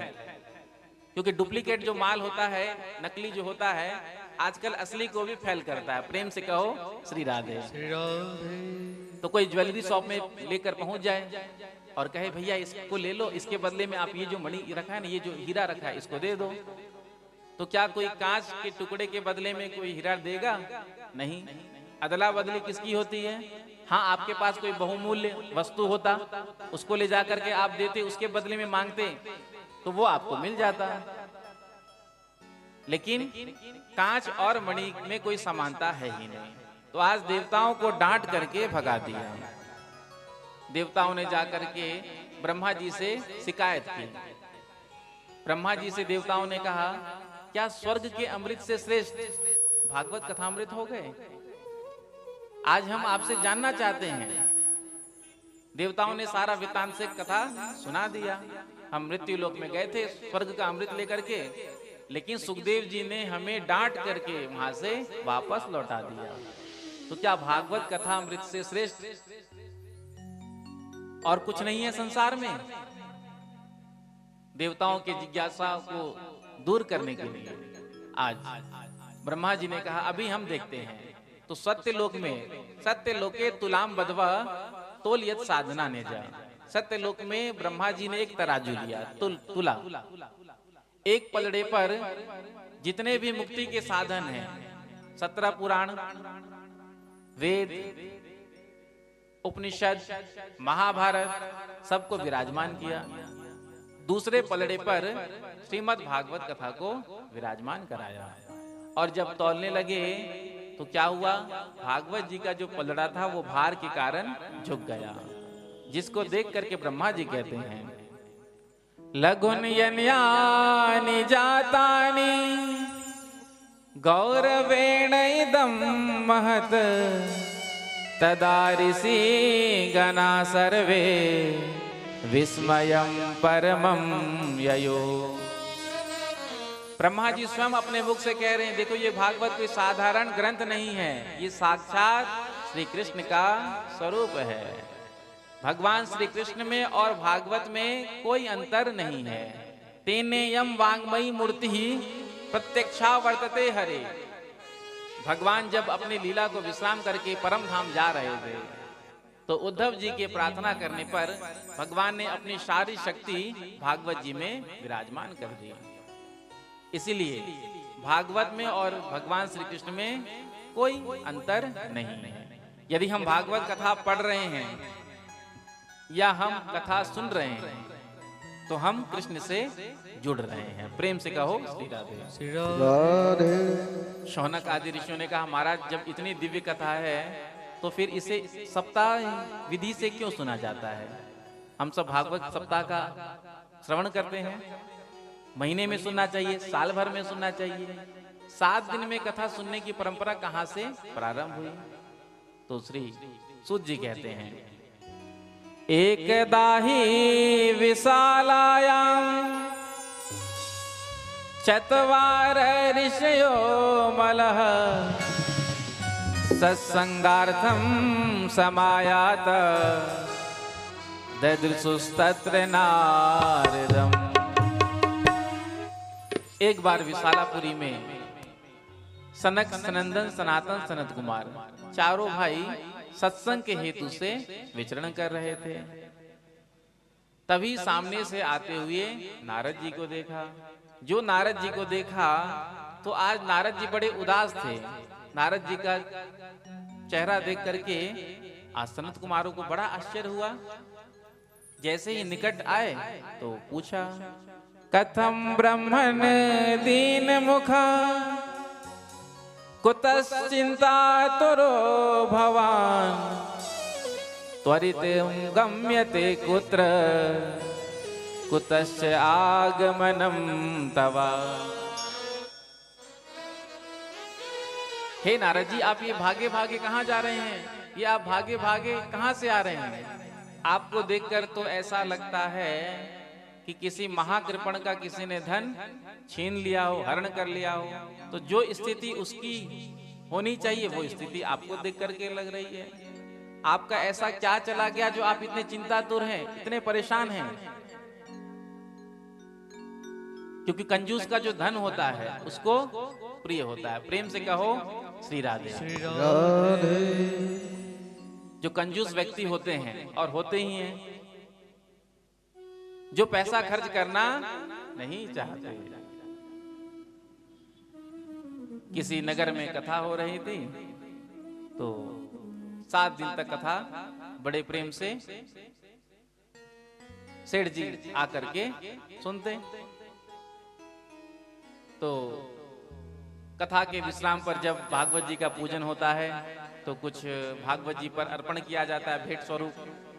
तो जो सेठ जी के मुनीम थे तो जब 7वें दिन की कथा में जा रहे थे उससे पहले कहा सेठ जी आज कथा का विश्राम दिवस है और कथा विश्राम होने के पश्चात भागवत जी का पूजन किया जाता है तो उसमें कुछ भेंट चढ़ाया जाता है।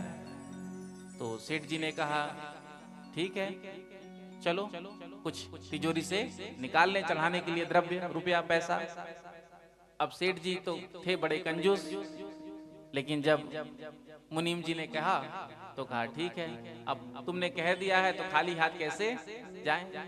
सेठ जी आज अपने कक्ष में आए और उस स्थान पर पहुंचे जहां पर तिजोरी था। तिजोरी को खोला, खोल करके बंडल सब रखे थे नोट के। जो बड़ा नोट का बंडल होता है वो नीचे होता है और जो सबसे छोटा नोट का बंडल होता है वो सबसे ऊपर होता है। तो सब बंडल को हटा हटा करके देखा, नीचे में एक रुपए का नोट था। प्रेम से कहो श्री राधे। जब इस नोट को देखा तो कहा देख करके कि चलो आज इसका ही हम दान कर दें। एक का नोट था वो भी 4 जगह से फटा हुआ था, टेप चिपका था। सेठ जी ने जैसे तैसे उस एक के नोट को निकाला और अपने हाथ के मुट्ठी में बंद कर लिया। जा रहे हैं कथा में, रास्ते भर बीच बीच में मुट्ठी खोल करके देखते हैं एक के नोट को। कथा सुनने में आज सेठ जी का मन ही नहीं लगा। कथा व्यास जी सुना रहे हैं और सेठ जी तो बार बार मुट्ठी खोल करके देख रहे हैं कि आज ये चला जाएगा। कथा विश्राम हुआ। उसके बाद भागवत जी का पूजन प्रारंभ हुआ। तो सेठ जी भी व्यासपीठ पर आए। यजमान जी ने परिचय कराया, हमारे नगर के बड़े सेठ जी हैं। व्यास जी ने भी सोचा कि बड़े सेठ जी हैं तो बढ़िया लिफाफा चढ़ाएंगे। अब सेठ जी बार बार मुट्ठी खोलें, मुट्ठी बंद करें। तो व्यास जी ने देखा सेठ जी को, तो सेठ जी से पूछा, ये आप बार बार मुट्ठी खोलते हैं बंद करते हैं, क्या बात है? तो सेठ जी ने कहा कि आज मैं इसका दान करने के लिए आया हूं, लेकिन ये जो रुपया है ये रो रहा है। क्यों? बार बार मुट्ठी बंद करते खोलते, तो गर्मी का महीना था तो हाथ में पसीना आ गया। तो सेठ जी कहते हैं व्यास जी से, ये नोट रो रहा है और कह रहा है कि मैं आपके को छोड़कर नहीं जाऊंगा। कहता है मैंने जवानी आपके यहाँ बिताया, मैंने बुढ़ापा आपके यहाँ बिताया, चार बार ऑपरेशन हो गया, 4 जगह से नोट फटे थे ना, फिर भी आपने कभी मेरा त्याग नहीं किया। तो आज आप मेरा त्याग क्यों कर रहे हैं? सेठ जी ने कहा व्यास जी से कि देखिए ये रो रहा है और मुझसे बार बार कह रहा है कि मैं आपको छोड़कर नहीं जा सकता। और मुझे गोस्वामी तुलसीदास जी का एक दोहा याद आ रहा है। गोस्वामी जी ने कहा, शरणागत कहूं जे तजहि, निज अनहित अनुमान, ते नर पामर पापमय, तिनहि बिलोकत हानि। गोस्वामी जी ने कहा है शरणागत का त्याग नहीं करना चाहिए। शरणागत कहूं जे तजहि, निज अनहित अनुमान, ते नर पामर पापमय, तिनहि बिलोकत हानि। सेठ जी ने गोस्वामी तुलसीदास जी का दोहा सुनाया और मुट्ठी बंद किया, व्यासपीठ को प्रणाम किया और ऐसे ही चल दिए। प्रेम से कहो श्री राधे। तो ऐसे भी महान कंजूस होते हैं। अब उन्हीं सेठ जी का कोई 1000-2000 रुपए लेकर के भाग जाए तो उनकी क्या स्थिति होगी, दशा होगी? वही स्थिति आपको देखकर नारद जी लग रही है। अरे संतों का धन तो भगवान नाम होता है, जिसे कोई चुराने वाला नहीं। तो आज आपका ऐसा क्या चला गया कि आप इतने परेशान हैं? तो नारद जी कहते हैं, मैं इस पृथ्वी लोक को श्रेष्ठ समझ करके सत्संग के हेतु से यहाँ आया, लेकिन कहीं भी मुझे सत्संग नहीं मिला।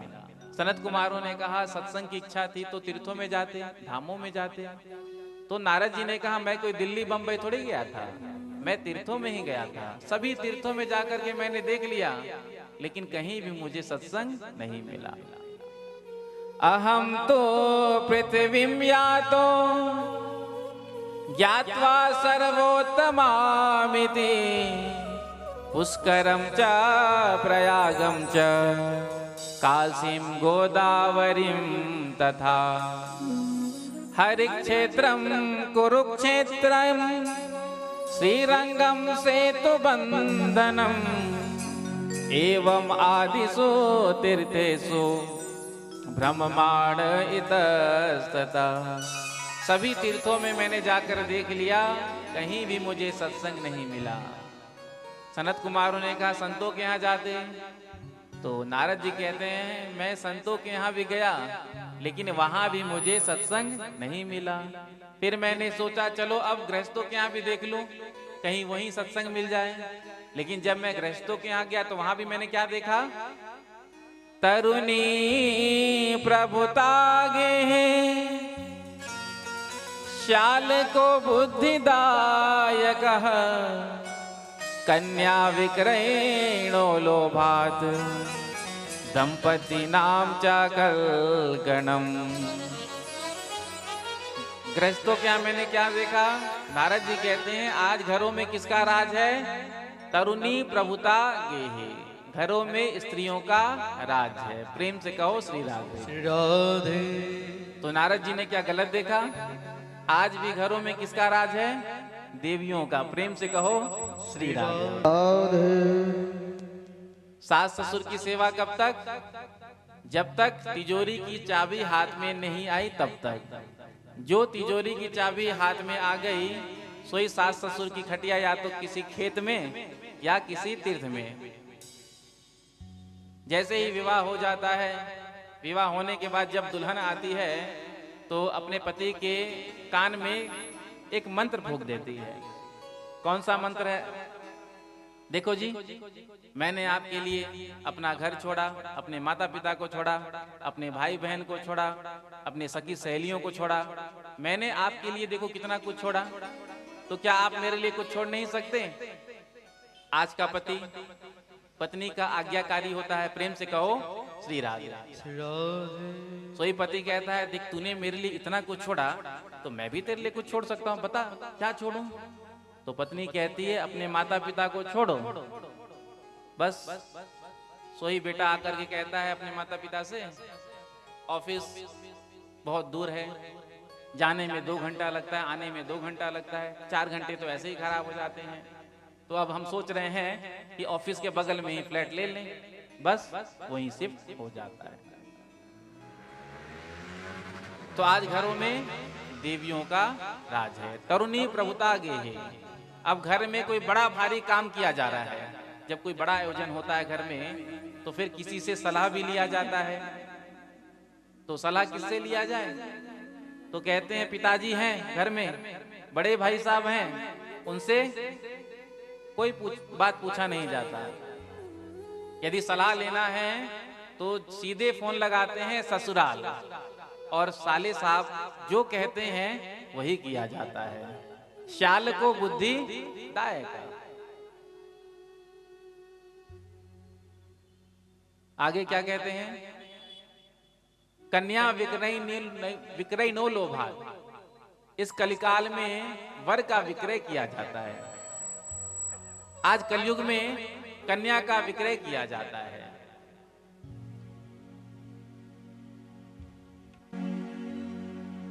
आज समाज में जो दहेज का दूषण है, आज तक हम उससे मुक्त नहीं हो पाए। यदि लड़का सरकारी नौकरी में चला जाता है तो फिर तो जैसे लड़की वाले आते हैं, तो जब बात होता है विवाह का तो लड़के का पिता कहता है कि अभी अभी कुछ दिन पहले एक रिश्ता आया था, वो 50 लाख दे रहे थे। कहने का अभिप्राय 50 से तुम आगे बढ़ो। अब वो कहेंगे कि 70, तो यदि जमेगा तो ठीक, नहीं तो फिर और ज्यादा की इच्छा, हमको तो 1 करोड़ चाहिए। तो आज के संबंध संपत्ति के आधार पर बनते हैं। समधि कहते हैं, सम यानी समान, समान विचारधारा हो, समान बुद्धि हो, विचार हो। लेकिन अब इस बात पर कोई ध्यान देता ही नहीं है। जहां सौदा पट गया वहीं रिश्ता तय कर दिया। तो क्या होता है? दंपति नाम चाकल कनम। जो 1 करोड़ रुपया दे करके आपके यहाँ आएगी तो क्या वो किसी भी अवस्था में आपकी सेवा करेगी? आप बताइए। जिसका पिता अपना प्रॉपर्टी बेच करके, अब 1 करोड़ रुपया देना हर किसी के बस की बात तो है नहीं, तो प्रॉपर्टी ही बेचेगा, घर मकान दुकान चाहे जो भी हो, उसको बेच करके पैसा तो 1 करोड़ दे देगा, विवाह तो हो जाएगा। लेकिन क्या वो कन्या कभी आपकी सेवा करेगी? नहीं, क्योंकि उसके हृदय में तो वो भाव रहेगा ही नहीं। जब छोटी सी मैं थी तो अपने पापा से कहती थी, पापा पापा ये गुड्डा मुझे बहुत अच्छा लग रहा है, तो पापा गुड्डा खरीद के लाकर दे देते थे। अब वो गुड्डा तो 50 रुपया वाला था। बच्चों का स्वभाव होता है, जब तक मन हो तब तक वो खेलते हैं, और जब मन भर जाए तो फिर गुड्डा को तोड़ देते हैं, हाथ पैर तोड़ करके, सर मरोड़ करके अलग कर देते हैं। तो जब बचपन में मैं पापा से कहती थी कि 50 रुपए वाला गुड्डा चाहिए, तो 50 वाला ला देते थे। तो उसके साथ क्या करती थी बच्ची? जब तक मन चाहा तो खेला, उसके बाद हाथ पैर तोड़ कर गला मरोड़ करके फेंक दिया। उसी प्रकार से अब 50 लाख का गुड्डा पापा ने खरीद करके दिया है। जब तक मन चाहा तब तक खेला, फिर प्रेम से कहो श्री राधे। तो दंपति नामचा कलकनम, इतना होने के बाद भी पति पत्नी में प्रेम नहीं, आपस में ही महाभारत होता रहता है। इन सब को देख करके मुझे बड़ा दुख हुआ। मैं सीधे पहुंचा वृंदावन। वहां भी मैंने एक आश्चर्य देखा, एक तरुणी स्त्री जिसके गोद में 2 वृद्ध पुरुष लेटे हैं। जब मैं वहां से जा रहा था तो उस देवी ने मुझे आवाज लगाई और उसने मुझसे कहा, भो भो साधो क्षणम तिष्ठ मच्चिंतामपि नाशय दर्शनम तव लोकस्य सर्वथा गहरम परम। हे साधो क्षणम तिष्ठ, क्षणम तिष्ठ, एक क्षण के लिए ठहर जाओ और मेरे चिंताओं का नाश करते हुए जाओ। जो सुना नारद जी ने, तो आज नारद जी पास में आए और पूछा, देवी आप कौन हैं, अपना परिचय दीजिए। तो उस देवी ने अपना परिचय दिया। अहम भक्ति रीति ख्याता इमौ में तनयो मतो ज्ञान वैराग्य ना मानो काले योगेन जर जरो। मेरा नाम है भक्ति और ये जो 2 वृद्ध मेरे गोद में लेटे हैं ये मेरे पुत्र हैं ज्ञान और वैराग्य। जब से मैं वृंदावन में आई मैं तो तरुणी हो गई, लेकिन मेरे पुत्र वृद्ध हो गए। यदि ऐसा ही रहा तो मैं वृंदावन को छोड़कर विदेश चली जाऊंगी। नारद जी ने कहा, देवी यदि आप वृंदावन को छोड़ करके चली जाएंगी तो वृंदावन में बचेगा ही क्या, क्योंकि वृंदावन भक्ति की भूमि है। प्रेम से कहो श्री राधे। और वृंदावन में भक्ति जो है वो हमेशा तरुणी ही रहती है। आज भी भक्ति महारानी वृंदावन में आप जाइए, देखिए क्या वृंदावन धाम में जाकर के आनंद मिलता है।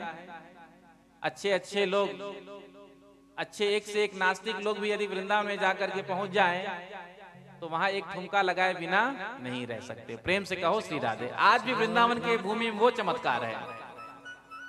तो नारद जी ने वृंदावन की महिमा का वर्णन किया। आइए हम सब भी मन से चलते हैं वृंदावन। वृंदावन जाते हैं, कैसे जाते हैं, क्या कहते हैं ये? हाँ, राधे राधे राधे राधे राधे राधे राधे राधे गाते रहना, जल्दी जल्दी वृंदावन आते रहना। राधे राधे राधे राधे गाते रहना, जल्दी जल्दी वृंदावन आते रहना। राधे राधे राधे राधे गाते रहना, जल्दी जल्दी वृंदावन आते रहना। राधे राधे राधे राधे गाते रहना, जल्दी जल्दी वृंदावन आते रहना। आते रहना, गाते रहना, आते रहना, गाते रहना। आते रहना, गाते रहना।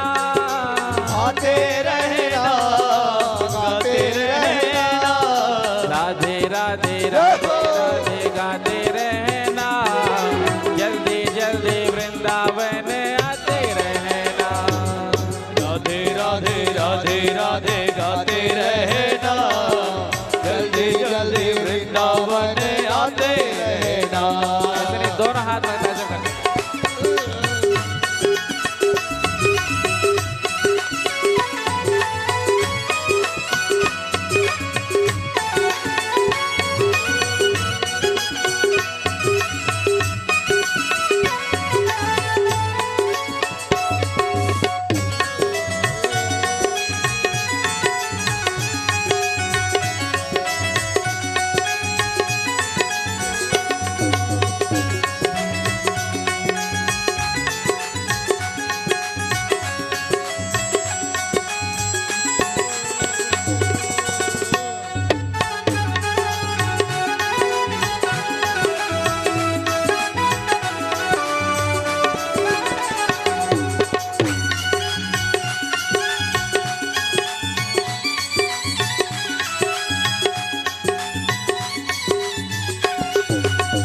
वृंदावन आके तेरे भाग खुल जाएंगे, वृंदावन आके तेरे भाग्य खुल जाएंगे, वृंदावन आके तेरे भाग खुल जाएंगे, वृंदावन आके तेरे भाग्य खुल जाएंगे, यमुना नहा के तेरे पाप धुल जाएंगे, यमुना नहा के तेरे पाप धुल जाएंगे, ओ यमुना नहा के तेरे पाप धुल जाएंगे, ओ यमुना नहा के तेरे पाप धुल जाएंगे। बार बार जय हो, बार बार जय हो, बार बार यमुना नहाते रहना, जल्दी जल्दी वृंदावन आते रहना, राधे राधे राधे राधे गाते रहना, जल्दी जल्दी वृंदावन आते रहना।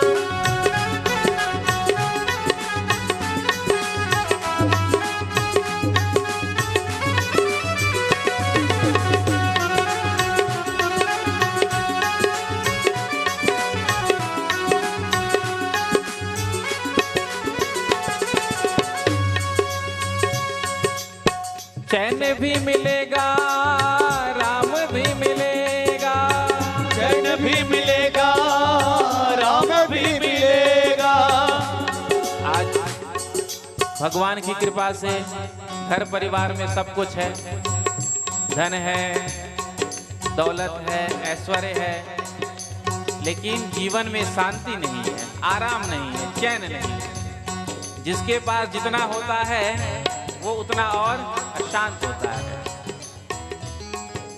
जिसके पास थोड़ा होता है वो थोड़ा ही दुखी होता है, जिसके पास जितना ज्यादा होता है वो उतना ही ज्यादा दुखी होता है। सब कुछ है हमारे जीवन में, लेकिन सबसे बड़ी बात जो होना चाहिए शांति नहीं है। और शांति कहाँ मिलेगा? वृंदावन में। जो विश्राम चाहिए, यदि आप विश्राम पाना चाहते हैं तो विश्राम पाने के लिए आपको राम की शरण में जाना पड़ेगा, श्री कृष्ण की शरण में जाना पड़ेगा।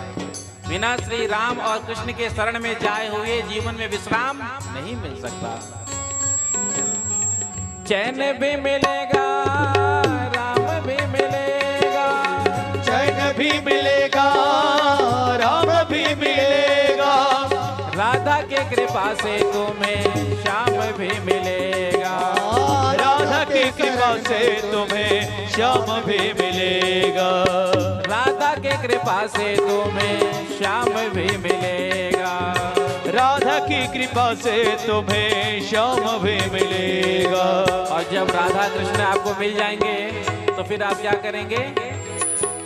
दोनों को, जय हो, दोनों को, जय हो, जय हो, दोनों को हृदय में बैठाते रहना, जल्दी जल्दी वृंदावन आते रहना, राधे राधे राधे राधे गाते रहना, जल्दी जल्दी वृंदावन आते रहना, ओ आते रहना, गाते रहना, आते रहना, गाते रहना, आते रहना, गाते रहना, आते रहना, गाते रहना, राधे राधे राधे राधे गाते रहना, हरि बोल, जल्दी वृंदावन आते रहना, राधे राधे राधे राधे गाते रहना, जल्दी जल्दी वृंदावन आते रहना, राधे राधे राधे राधे गाते रहना, जल्दी जल्दी वृंदावन आते राधे रहना। राधे राधे आते रहना, जल्दी जल्दी वृंदावन आते रहना, आते रहना गाते रहना, आते रहना गाते रहना, आते रहना गाते रहना, आते रहना गाते रहना, राधे राधे राधे राधे गाते रहना, जल्दी जल्दी वृंदावन आते रहना, राधे राधे राधे राधे गाते रहना, जल्दी जल्दी वृंदावन आते रहना, जल्दी जल्दी वृंदावन आते रहना, जल्दी जल्दी वृंदावन आते रहना, जल्दी जल्दी वृंदावन आते रहना, जल्दी जल्दी वृंदावन आते रहना। तो राधे राधे राधे राधे गाते रहना, जल्दी जल्दी वृंदावन आते रहना। और वृंदावन में आप जब जाएंगे तो आपको केवल एक ही शब्द सुनाई पड़ेगा, और वो शब्द कौन सा है? राधे राधे राधे राधे राधे राधे। राधे राधे। जब तक राधा रानी की कृपा नहीं होती है तब तक श्रीधाम वृंदावन में प्रवेश नहीं मिलता है जीव को। वृंदावन यदि आप जाना चाहें, आपके अंदर भाव भी है, श्रद्धा भी है, प्रेम भी ठाकुर जी के लिए आपके अंदर बहुत है, लेकिन जब तक किशोरी जी कृपा नहीं करेंगी, राधा रानी जी कृपा नहीं करेंगी, तब तक वृंदावन में प्रवेश जीव को नहीं मिलता है। वृंदावन में किसका हुक्म चलता है? राधा रानी का। प्रेम से कहो श्री राधे। राधे। यदि भगवान श्री कृष्ण को पाना है तो राधे राधे गाना है। बिना राधे राधे गाए हुए भगवान श्री कृष्ण आपको नहीं मिलेंगे। प्रेम से कहो श्री राधे। तो वृंदावन धाम की महिमा का आज नारद जी ने वर्णन किया। आज भक्ति महारानी ने दोनों हाथ जोड़ करके प्रणाम किया और कहा, महाराज आप जैसे संतों का दर्शन एक बार जीव को मिल जाए तो उसके जन्म जन्मांतर के पाप समाप्त हो जाते हैं। आज भगवान ने कृपा करके मुझे आपका दर्शन प्रदान कराया, मैं धन्य हो गई। अब आप मेरे पुत्रों पर भी कृपा करिए, क्योंकि आपके ही कृपा से 5 वर्ष के छोटे से ध्रुव जी महाराज ने भगवान नारायण को प्रसन्न किया था। नारद जी ने ही तो मंत्र दिया था और मधुवन में भेजा था ध्रुव जी को। आप ही के कृपा से कयाधु नंदन प्रहलाद जी ने भगवान नरसिंह को खंभ से प्रकट किया था। यदि आपकी कृपा मेरे पुत्रों पर भी हो जाएगी तो वो स्वस्थ हो जाएंगे, तरुण हो जाएंगे। आज नारद जी ने भक्ति महारानी को सांत्वना देते हुए कहा, देवी बिल्कुल भी चिंता मत करो। अरे जिन श्री कृष्ण ने कौरवों के कुत्सित सभा से द्रौपदी जी की रक्षा की थी, वो कहीं गए थोड़ी हैं, आज भी वही यही विराजमान है। तुम तो भगवान का स्मरण करो। भगवान का जो स्मरण होता है, हरि का जो स्मरण होता है, वो सभी विपत्तियों को नष्ट करने वाला होता है। आज ज्ञान और वैराग्य के निकट आए और उनके कान में सर्वप्रथम वेद का उद्घोष किया, वेद सुनाया।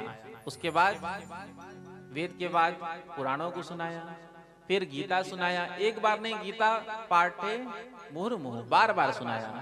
अब थोड़ा सा जमाई लेकर के उठते हैं ज्ञान वैराग्य, फिर सो जाते हैं। नारद जी ने विचार किया, जितना भी मेरे पास औषधि था मैंने सबका प्रयोग कर लिया, लेकिन इनका रोग समाप्त नहीं हुआ। तभी आकाशवाणी ने कहा, व्योम वाणी तदैवाभुन मारिसे खेद्यतामिति उद्यमा सफलस्तेयं भविष्यति न संशयः। आज आकाशवाणी ने कहा नारद जी से, आप कोई सत्कर्म करो और सत्कर्म का स्वरूप कैसा होगा ये आपको कोई संत बताएंगे। तो नारद जी ने मन ही मन सोचा कि ये जो मैं कथा सुना रहा था, पुराण सुना रहा था, वेद सुना रहा था, क्या ये सत्कर्म नहीं? अब ये सत्कर्म नहीं तो सत्कर्म किसे कहते हैं? तो नारद जी ने भक्ति महारानी को वही प्रणाम किया यमुना के तट पर और संतों को ढूंढने के लिए चल पड़े हैं। जो भी मिले हाथ जोड़कर यही पूछे, महाराज सत्कर्म किसे कहते हैं? जब कोई समाधान नहीं मिला तो नारद जी ने सोचा कि अब मैं बद्रीनाथ में जाकर बद्री नारायण भगवान की आराधना करूंगा, तब करूंगा। जा रहे थे बद्री नारायण, तभी रास्ते में सनत कुमार मिल गए। तो अपनी सारी व्यथा सुनाते हुए नारद जी ने सनत कुमार से कहा कि आपने पूछा ना कि मैं उदास क्यों हूं, तो मेरी उदासी का यही कारण है। आप बताइए सत्कर्म किसे कहते हैं? तो सनत कुमारों ने कहा, इतनी छोटी सी बात को लेकर के आप इतने चिंतातुर, इतने परेशान? अरे सत्कर्म और कुछ नहीं, सत्कर्म तो भागवत है, जिसका उपदेश श्री सुखदेव जी महाराज ने किया था। नारद जी ने कहा कि भागवत तो मैंने अपने पिता से पढ़ा है। भागवत में जो कुछ भी है वो वेद का ही सार है। तो जब वेद सुनाने से ज्ञान वैराग्य स्वस्थ नहीं हुए, ठीक नहीं हुए, तो वेद का सार सुनाने से ठीक हो जाएंगे? तो दृष्टांत दिया सनत कुमारों ने। कोई आम का मीठा मीठा फल खाने के बाद ये कहे कि देखो कितना रस मिला, कितना आनंद आया। अब फल को फेंक करके कोई वृक्ष को चबाने लग जाए तो क्या वृक्ष को चबाने से स्वाद मिलेगा? तर्क ये दे कि जब इस वृक्ष से ये फल हुआ, फल में तो इतना स्वाद है, तो वृक्ष में भी होना चाहिए। तो जो फल में स्वाद है वो वृक्ष में नहीं हो सकता। उसी प्रकार से वेद का सार भागवत कथा है। नारद जी ने चरणों में प्रणाम करके कहा कि आप ही मुझे भागवत कथा सुना दीजिए। सनत कुमारों ने कहा, हमें तो एक ही स्थान सुंदर लगता है, वो है आनंद नाम का तट, हरिद्वार के पास। गंगा द्वार समीपे तो तटम आनंद नामकम। तो आज नारद जी चारों भैयाओं को लेकर के आज आनंद नाम के तट पर आए हैं और चारों भैयाओं को विराजमान किया, उनका पूजन किया और दोनों हाथ जोड़ करके कहा कि आप कथा सुनाइए। तो सनत कुमार भागवत कथा प्रारंभ करते हुए कितना सुंदर कहते हैं, सदा सेव्या श्रीमद् भागवती कथा यस्या श्रवण मात्रेण हर्षितम समाश्रयेत। सनत कुमार कहते हैं भागवत के महात्म का वर्णन करते हुए भागवत कथा का हमेशा श्रवण करना चाहिए। सदा सेव्या श्रीमद् भागवती कथा। क्यों श्रवण करना चाहिए? तो कहते हैं यस्या श्रवण मात्रेण हरिश्चित्तम समाश्रयेत। भागवत कथा सुनते ही भगवान श्री कृष्ण हम सबके हृदय में आकर के बैठ जाते हैं। गया, काशी, पुष्कर तीर्थों में जब आप जाते हैं तो आपको पुण्य मिलता है। वही पुण्य आपको घर बैठे भागवत के पाठ करके प्राप्त हो जाते हैं। राजसूय अश्वमेध यज्ञ का फल भागवत के एक श्लोक का गान करने से जीव को प्राप्त होता है। अब आज के समय में विष्णु याग करें तो कितना बड़ा व्यवस्था करना होता है। राजसु और अश्वमेध यज्ञ की कल्पना हम सब कर नहीं सकते, ये तो सतयुग त्रेता द्वापर में होता था। लेकिन यदि राजसु यज्ञ का, अश्वमेध यज्ञ का हम फल प्राप्त करना चाहते हैं तो नित्य प्रति भागवत के श्लोकों का अपने मुख से हमको गान करना चाहिए। यदि एक श्लोक गान नहीं कर सकते तो कोई बात नहीं, एक श्लोक के 4 चरण होते हैं। आधा श्लोक का भी आपने अपने मुख से गान कर लिया तो आपको अनेक राजसूय अश्वमेध यज्ञ के फल मिल जाएंगे। यदि आपको आधा भी श्लोक याद नहीं हो रहा है तो एक चरण भी आपने यदि रोज अपने मुख से गाया, कहा, तो आपको राजसूय अश्वमेध यज्ञ का फल बैठे बैठे मिल जाएगा। प्रेम से कहो श्री राधे। श्री राधे। इसलिए भागवत के श्लोकों को अपने मुख से हमें गाना चाहिए। लोग कहते हैं संस्कृत तो बड़ा कठिन है, प्रेम से कहो श्री राधे। प्रयास करने से सब कुछ सुलभ हो जाता है। इसीलिए प्रतिदिन रोज नियम में, जैसे हमारा नियम जो भी हो सेवा पूजा पाठ का, तो उसी क्रम में ये भी नियम ले कि रोज हम भागवत के एक श्लोक का गान जरूर करेंगे। प्रेम से कहो श्री राधे। श्री राधे। भागवत का बड़ा ही सुंदर श्लोक है, 10वें स्कंद का। आइए 2 मिनट हम उसको गाते हैं, गाते गाते आपको याद हो जाएगा। प्रेम से कहो श्री राधे। श्री राधे। कृष्णाय वासुदेवाय हरये परमात्मने, कृष्णाय वासुदेवाय हरे परमात्मने, प्रणत क्लेशनाशाय गोविन्दाय नमो नमः। प्रणत क्लेशनाशाय गोविन्दाय नमो नमः। गोविन्दाय नमो नमः, गोविन्दाय नमो नमः। गोविन्दाय नमो नमः। गोविन्दाय नमो नमः। गोविन्दाय नमो नमः, गोविन्दाय नमो नमः। गोविन्दाय नमो नमः। गोविन्दाय नमो नमः। कृष्णाय वासुदेवाय हरये परमात्मने, कृष्णाय वासुदेवाय हरे परमात्मने, प्रणत क्लेशनाशाय गोविन्दाय नमो नमः। प्रणत क्लेशनाशाय गोविन्दाय नमो नमः। गोविन्दाय नमो नमः, गोविन्दाय नमो नमः। गोविन्दाय नमो नमः। गोविन्दाय नमो नमः। गोविन्दाय नमो नमः, गोविन्दाय नमो नमः। गोविन्दाय नमो नमः। गोविन्दाय नमो नमः।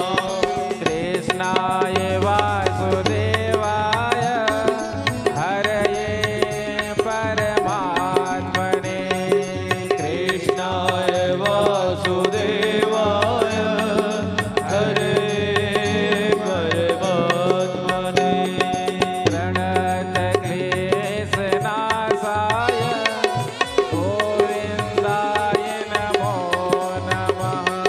प्रणत क्लेशनाशाय गोविन्दाय नमो नमः। तो बड़ा ही प्यारा श्लोक है भागवत का। कृष्णाय वासुदेवाय हरये परमात्मने, प्रणत क्लेशनाशाय गोविंदाय नमो नमः। एक बार जो भगवान को प्रणत हो जाए, प्रणत कहते हैं भगवान के चरणों में झुक जाए, प्रणाम कर ले, तो उसके जितने भी क्लेश है, क्लेश कहते हैं संकट, कष्ट, वो सब समाप्त हो जाते हैं।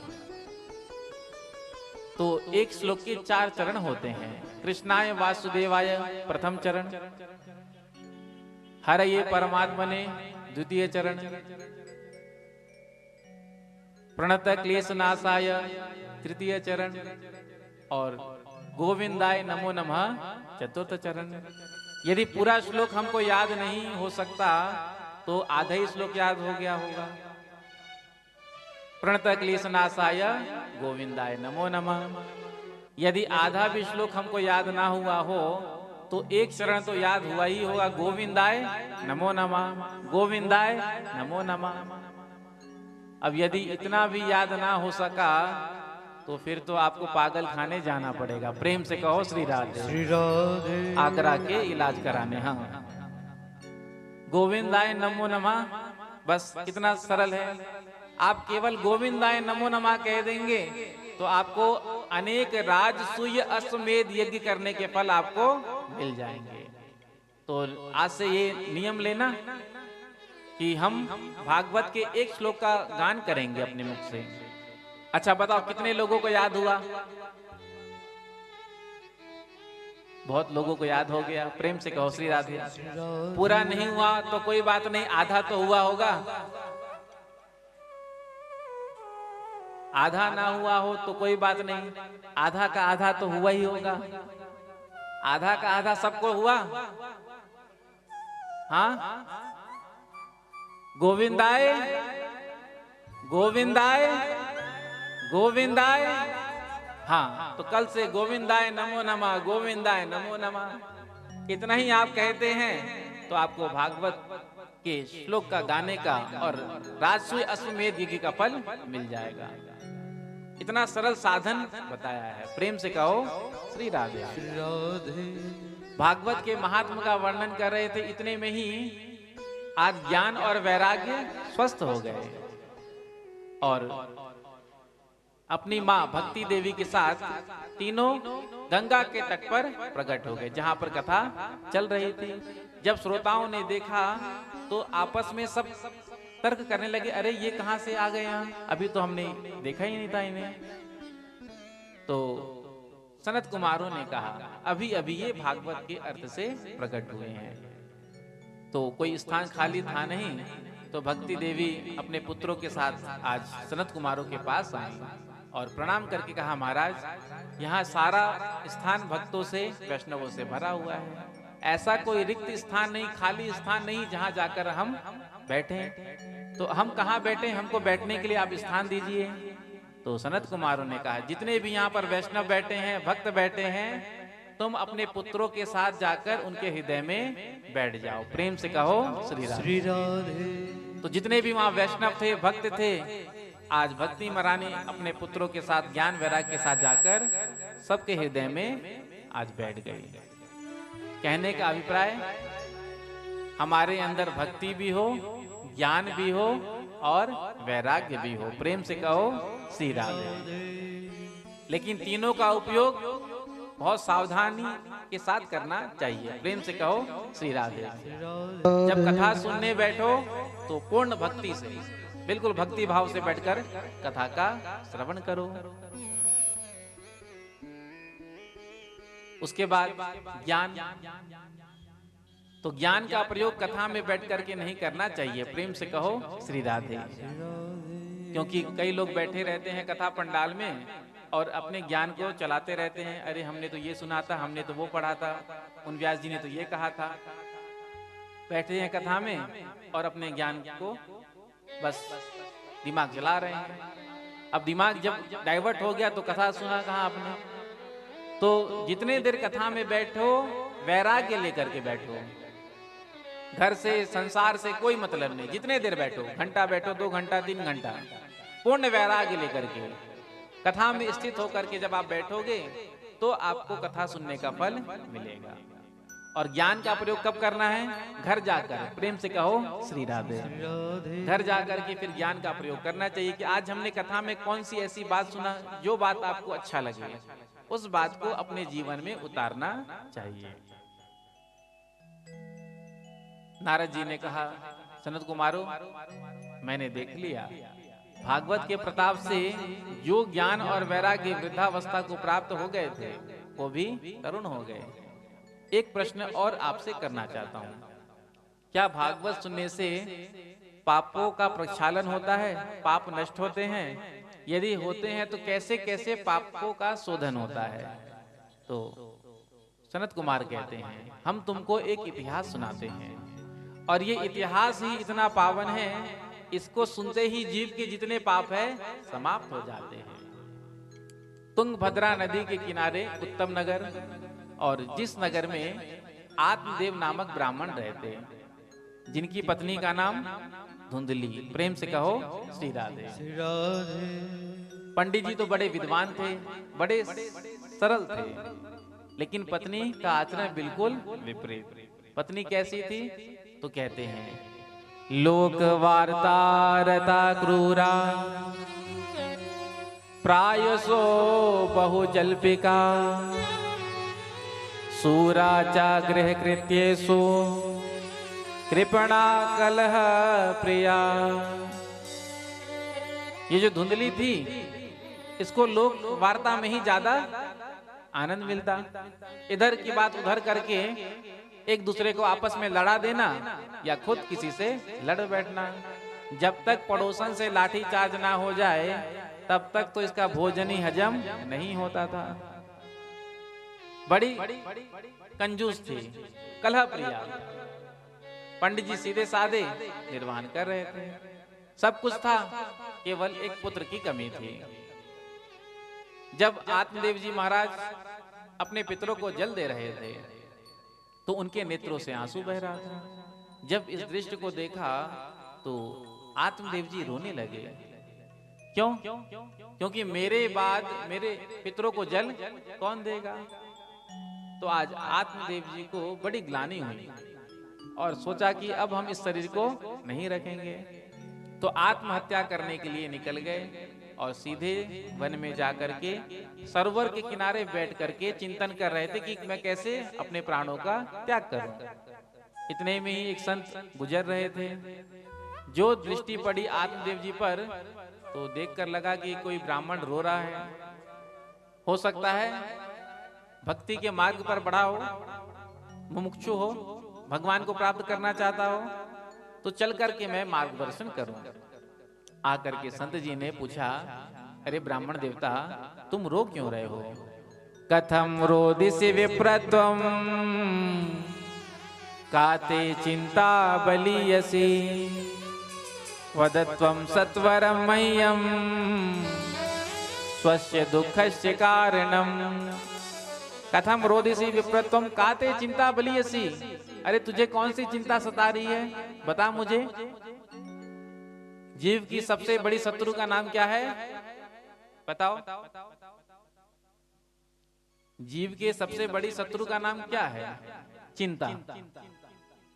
सारा दिन सारा जीवन ये जीव चिंता ही करता रहता है, हर बात की चिंता।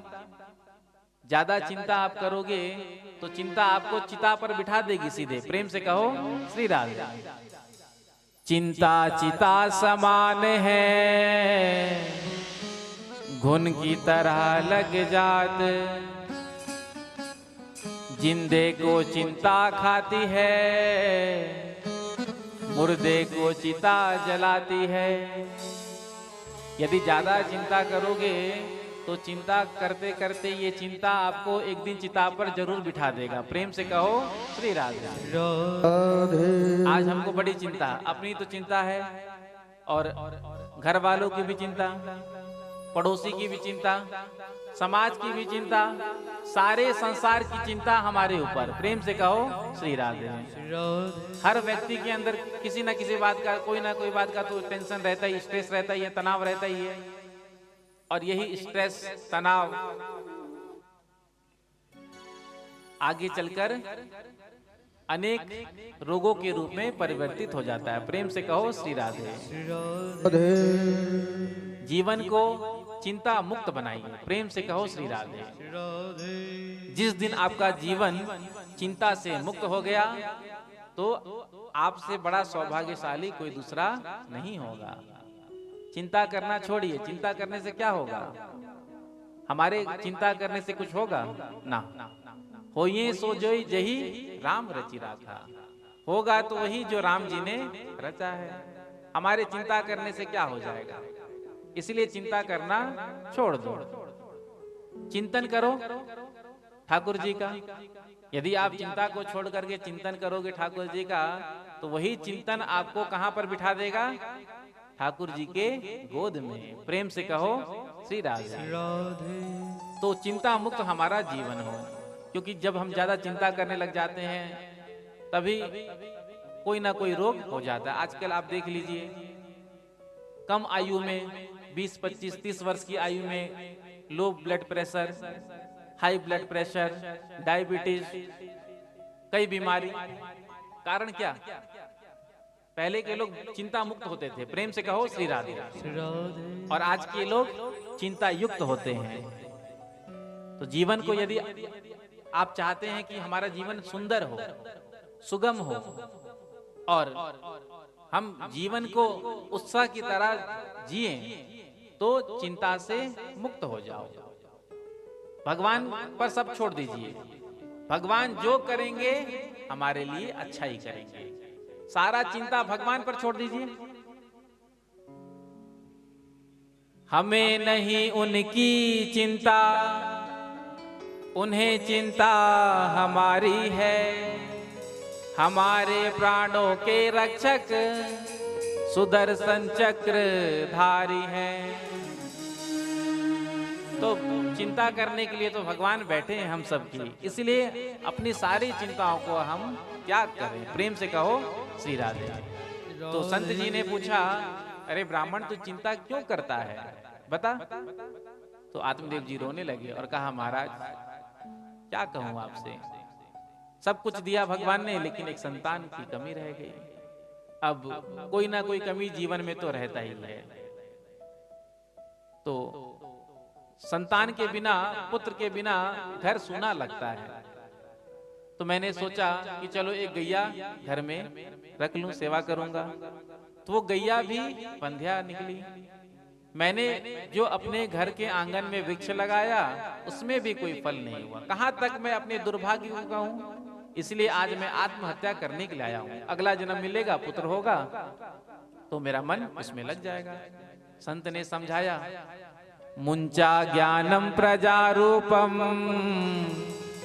बलिष्ठा कर्मणो गते विवेकम तो समास्याध्य त्यज संसार वासनम। ये कर्म की जो गति है ये बड़ी बलवती है। इसलिए संसार में देख सुख नहीं है। सुख कहाँ है? एकांत में और भगवत भजन में है। यदि पुत्र पौत्र में ही, संसार में ही सुख होता, तो फिर राजा सगर के 60,000 पुत्र थे, किसने सुख दिया? कपिल भगवान के क्रोधाग्नि में जलकर सबके सब भस्म हो गए। भगीरथ जी ने तपस्या की, गंगा जी प्रकट हुई, सबका उद्धार हुआ। तो देख, पुत्र और पौत्र में संसार में सुख नहीं, संसार में सुख कहीं है ही नहीं। यदि सुख की तेरी इच्छा हो तो भगवान का भजन कर। आत्मदेव जी ने कहा आप जैसे बाबा बैरागी क्या जाने गृहस्थों के सुख को। जब घर में छोटे छोटे बच्चे तोतली वाणी में पापा पापा पापा कहते हैं तो कितना सुंदर लगता है। ऐसा लगता है मानो जैसे किसी ने कान में रसगुल्ला का रस डाल दिया हो। प्रेम से कहो श्री राधे।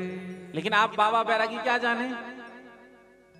तो संत जी ने समझाया, तू तो एक जन्म के लिए रो रहा है, तेरे भाग्य की रेखा में देख रहा हूँ 7 जन्म तक तेरे यहाँ कोई पुत्र का योग नहीं है। जो सुना और विचलित हो गए। सोचा था कि प्राण त्यागूंगा, अगले जन्म में पुत्र हो जाएगा, लेकिन इन्होंने तो मेरे दुख को 7 गुना और बढ़ा दिया। 7 जन्म तक मेरे यहाँ कोई पुत्र का योग नहीं। अब आत्मदेव जी चरणों में गिर गए संत जी के और कहा, महाराज संतों के आशीर्वाद पर भगवान को भी विचार करना पड़ता है। आप मुझे आशीर्वाद दीजिए पुत्र होने का, तो जरूर मेरे यहाँ पुत्र का जन्म होगा। यदि आपने मुझे आशीर्वाद नहीं दिया तो आज मैं आपके चरणों में सर पटक कर यहीं आत्महत्या कर लूंगा, आपको ब्रह्म हत्या लगेगा। संत ने भी सोचा, अच्छे भले हम जा रहे थे, कहाँ इसके चक्कर में पड़ गए। अब ये कहता है कि मेरे चरणों में सिर रख करके अपने प्राणों को छोड़ेगा। जब मेरे सामने ये अपने प्राणों का त्याग करेगा तो ब्रह्म हत्या मुझे लग जाएगी। तो संत तो बड़े दयालु होते हैं। एक झोली से फल निकाला और उसको देते हुए कहा, प्रेम से कहो श्री राधे। ये निर्मल बाबा वाला फल नहीं था। प्रेम से कहो श्री राधे। संत का आशीर्वादी रूपी फल था। निकाल करके दिया और कहा, इसको अपनी पत्नी को खिला देना और नियम का पालन करने के लिए कह देना। नियम बता दिए। आज आत्मदेव जी बड़े गदगद हुए, प्रसन्न हुए और आज भागते हुए आए। आवाज लगाई, अरे देवी कहाँ हो, कहाँ हो, कहाँ हो। जो धुंधली ने सुना बाहर निकल करके आई और आकर के कहा, महाराज इतनी जोर से क्यों गला फाड़ रहे हो, क्या बात है। तो आत्मदेव जी ने कहा, देख संत का प्रसादी फल मिला है, यदि इस फल को तू खा लेगी तो हमारे यहाँ पुत्र का जन्म होगा।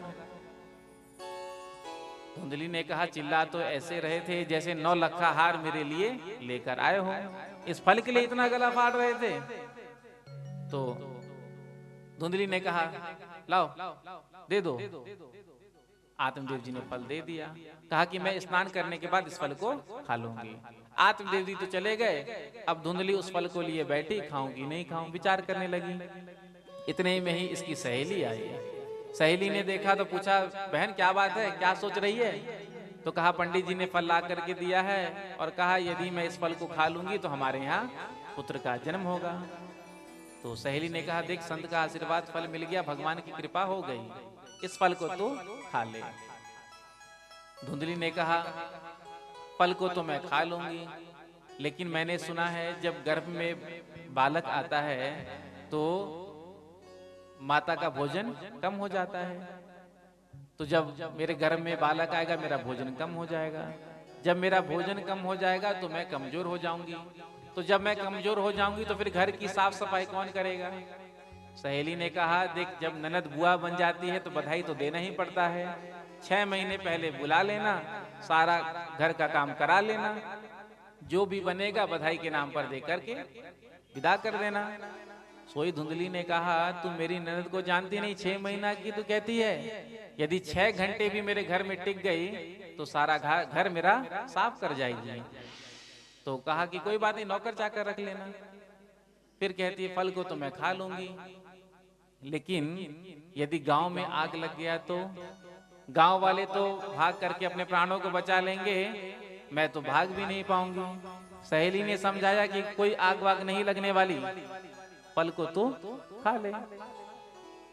फिर कहती है, मैंने सुना है सुखदेव जी अपने माँ के गर्भ में 16 वर्ष तक रहे, यदि मेरा गर्भ 1-2 साल भी ठहर गया तदा में मरणम भवेत, मैं तो ऐसे ही मर जाऊंगी। सहेली समझा समझा करके थक गई, हार गई, जब नहीं मानी तो उठ करके चली गई। दूसरे दिन धुंधली की बहन आई। बहन ने जब आकर के धुंधली को देखा तो पूछा, क्या बात है, क्या सोच रही है, बड़ी उदास लग रही है। सारा वृत्तांत सुना दिया, पंडित जी ने फल दिया है, अब यदि फल को मैं नहीं खाऊंगी तो पंडित जी को मैं क्या जवाब दूंगी। तो आज धुंधली की बहन ने कहा कि देख अभी मैं गर्भवती हूँ, तो जब मेरे यहाँ संतान का जन्म हो जाएगा तो मैं तुझे चोरी से ला करके दे दूंगी, बदले में तू मुझे थोड़ा सा धन दे देना, तब तक गर्भवती होने का नाटक करना। तो आज दोनों ने आपस में ही ये विचार कर लिया।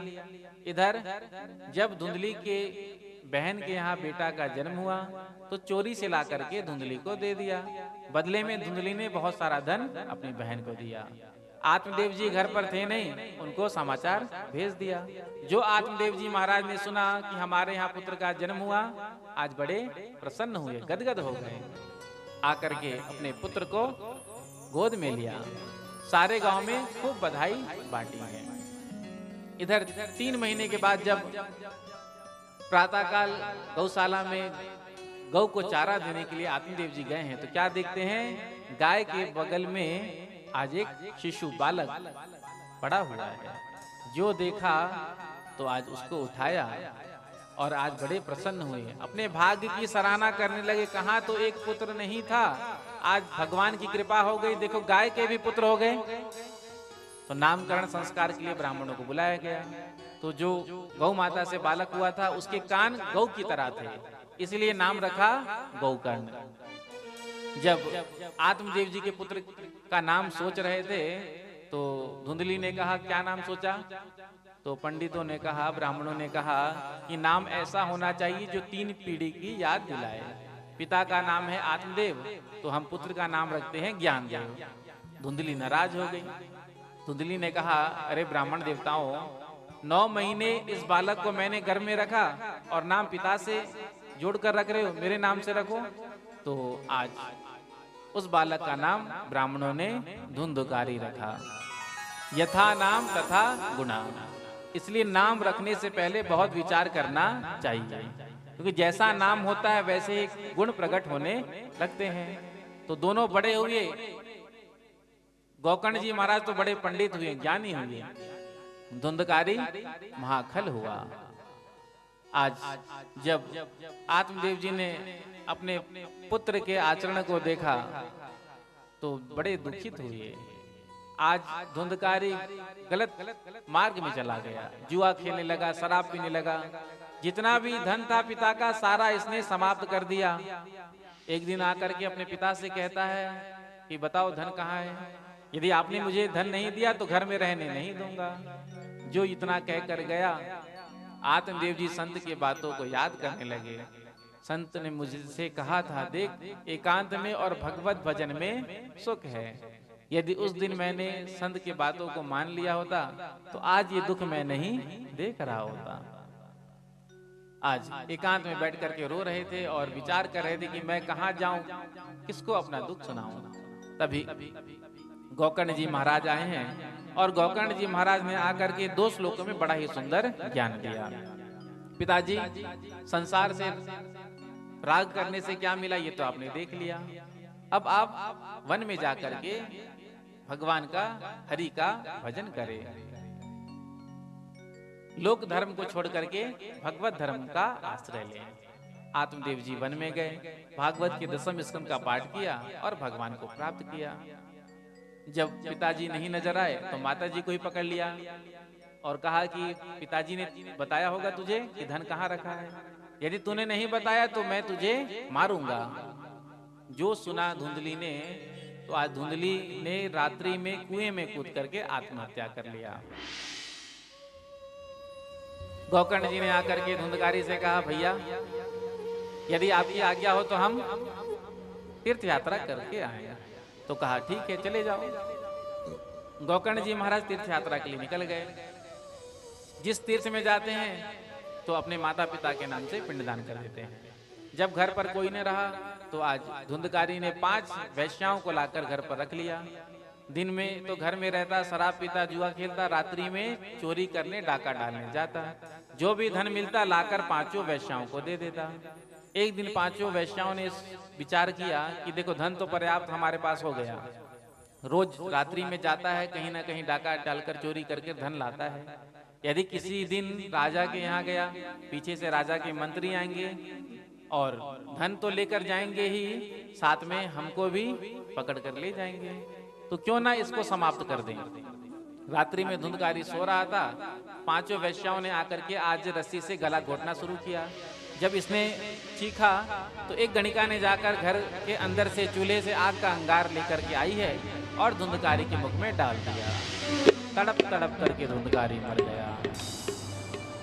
जीवन में कोई सत्कर्म किया नहीं तो प्रेत योनि को प्राप्त हुआ। जब गोकर्ण जी को पता चला तो गोकर्ण जी जहां भी जाते तो माता पिता भाई के नाम से पिंडदान कर देते। जब आज वापस आए हैं तीर्थ यात्रा करके, तो जैसे ही घर में प्रवेश करते हैं तो वही प्रेत धुंधकारी तो कभी हाथी की तरह चिंगाड़ता, कभी रोने लगता। गोकर्ण जी ने अपने हाथ में जल लिया, अभिमंत्रित किया और जैसे ही उस पर मारा तो उस प्रेत में बोलने की शक्ति आ गई। गोकर्ण जी ने पूछा कि तुम कौन हो, तो कहता है अहम भ्राता त्वदीयोस्मि धुंधकारी नामतः स्वकीय नैव दोषेन ब्रह्मत्वं नासितम मया। भैया मैं आपका भाई धुंधकारी, स्वकीय नैव दोषेन, अपने ही दोषों के चलते आज मैं प्रेत योनि में पड़ा हुआ, मेरा उद्धार करिए। गोकर्ण जी ने कहा हमने तो तेरे लिए जाकर गया जी में पिंडदान किया और गया जी में जाकर के पिंडदान एक बार कर दिया जाए तो फिर उसकी मुक्ति हो जाती, फिर भी तेरी मुक्ति नहीं हुई। तो धुंधकारी ने कहा गया श्राद्ध सतेनापि मुक्तिर में न भविष्यति। 100 पिंडदान भी आप गया जी में जाकर के करेंगे मेरे नाम से तो मेरी मुक्ति संभव नहीं, क्योंकि मैंने पाप ही इतने किए। तो गोकर्ण जी ने कहा कोई बात नहीं, प्रातः काल विद्वान ब्राह्मणों से चर्चा करेंगे और तेरी मुक्ति का कोई ना कोई मार्ग जरूर ढूंढेंगे। प्रातः काल विद्वान ब्राह्मणों से चर्चा हुआ। जब कोई समाधान नहीं मिला तो सूर्य भगवान का स्तवन किया और सूर्य भगवान ने प्रकट होकर के कहा कि भागवत कथा का आयोजन करो। तो आज गोकर्ण जी महाराज ने भागवत कथा का आयोजन किया। स्वयं व्यासपीठ पर बैठे हैं और धुंधकारी 7 गांठ का बांस रखा था, उसी में आकर प्रवेश कर गया। प्रथम दिवस की कथा जब विश्राम हुई तो प्रथम ग्रंथि टूट गया। दूसरे दिवस की कथा जब विश्राम हुई दूसरा ग्रंथि टूट गया। 7 दिन तक जब धुंधकारी ने कथा का श्रवण किया तो कथा के विश्राम पर आज वही प्रेत धुंधकारी भगवान के पार्षद के रूप में प्रकट हो गया और आज स्वयं अपने मुख से कहता है, धन्या भागवती वार्ता प्रेत पीड़ा विनाशिनी सप्ताहोपि तथा धन्य कृष्ण लोक फल प्रदा। धन्य है भागवत की कथा जो एक महाप्रेत को भगवान का पार्षद बना देती है। आज भगवत धाम से विमान आया, विमान से पार्षद उतरे और धुंधकारी को प्रणाम करके कहा, महाराज बैठिए विमान में। गोकर्ण जी महाराज ने कहा, देखो कथा तो सबने सुनी, सारे गांव वालों ने सुनी, तो विमान सबके लिए आना चाहिए था, लेकिन आप एक विमान लेकर के आए हैं। तो भगवान के पार्षदों ने कहा कि जिस प्रकार से कथा धुंधकारी ने सुना, धुंधकारी कथा क्यों सुन रहा था? अपनी मुक्ति के लिए। उस प्रकार से किसी ने कथा नहीं सुनी। तो कथा तो एक है, लेकिन कथा के फल अनेक होते हैं। जो जिस भाव को लेकर कथा में बैठते हैं भगवान उसको पूरा करते हैं। इसीलिए कथा सुनते समय हमको बहुत सावधान रहना चाहिए। विमान में बैठकर आज चले गए धुंधकारी। इधर गांव वाले उदास हो गए तो गोकर्ण जी ने कहा, उदास क्यों होते हो? तो कहा, हमारे लिए तो विमान आया नहीं। गोकर्ण जी ने कहा, चिंता मत करो, फिर से हम कथा सुनाएंगे। तो श्रावण के महीने में पुनः कथा का आयोजन किया। अब जितने भी गांव वाले थे बिल्कुल सावधान हो गए और कहा कि अब की बार यदि छूट गए तो दोबारा विमान नहीं आएगा। तो बड़े प्रेम से, श्रद्धा से, भाव से सभी गांव वालों ने कथा को सुना। उस कथा के विश्राम पर साक्षात वृंदावन बिहारी लाल प्रभु असंख्य विमान को लेकर प्रकट हो गए। बोलो वृंदावन बिहारी लाल के जय हो। आकर के गोकर्ण जी को अपने हृदय से लगाया। जितने भी गोकर्ण जी के ग्रामवासी थे उनको लेकर के आज भगवान श्री कृष्ण सीधे गोलोक में गए हैं। जैसे त्रेता में भगवान श्री राम अयोध्या वासियों को लेकर के कहाँ गए थे? साकेत धाम। गोकर्ण जी के जितने भी गांव वाले थे भगवान श्री कृष्ण सबको लेकर के गए गोलोक धाम। अंतिम अध्याय में विधि कथन के बारे में सुनाया। प्रेम से कहो श्री राधे। भागवत का आयोजन जब करना प्रारंभ हो तो सबसे पहले निमंत्रण पत्र छपवाएं और सभी को निमंत्रण दें। प्रेम से कहो श्री राधे। और उनसे निवेदन करें, यदि आप 7 दिन तक नहीं आ सकते तो कोई बात नहीं, 1 दिन के लिए आइए। यदि 1 दिन के लिए भी नहीं आ सकते तो कम से कम 1 क्षण के लिए आइए, क्योंकि भागवत यदि 1 क्षण भी कोई जीव सुन लेता है तो वो मुक्त हो जाता है। भागवत का वक्ता कैसा हो? तो कहते हैं, विरक्तो वैष्णवो विप्रो वेद शास्त्र विशुद्ध कृत दृष्टांत कुशलो धीरो वक्ता कार्योति निस्पृह। विरक्त हो, वैष्णव हो, भगवान का भक्त हो, दृष्टांत देने में कुशल हो, कठिन से कठिन बात को सरलता से समझा दे ऐसा हो, और कहते हैं अति निष्पेह हो। भागवत का जहां भी कथा का आयोजन होता है वहां संपूर्ण नदियां, संपूर्ण तीर्थ, संपूर्ण देवी देवता आकर के निवास करते हैं। इसलिए सांगोपांग विधि से सबका पूजन होना चाहिए।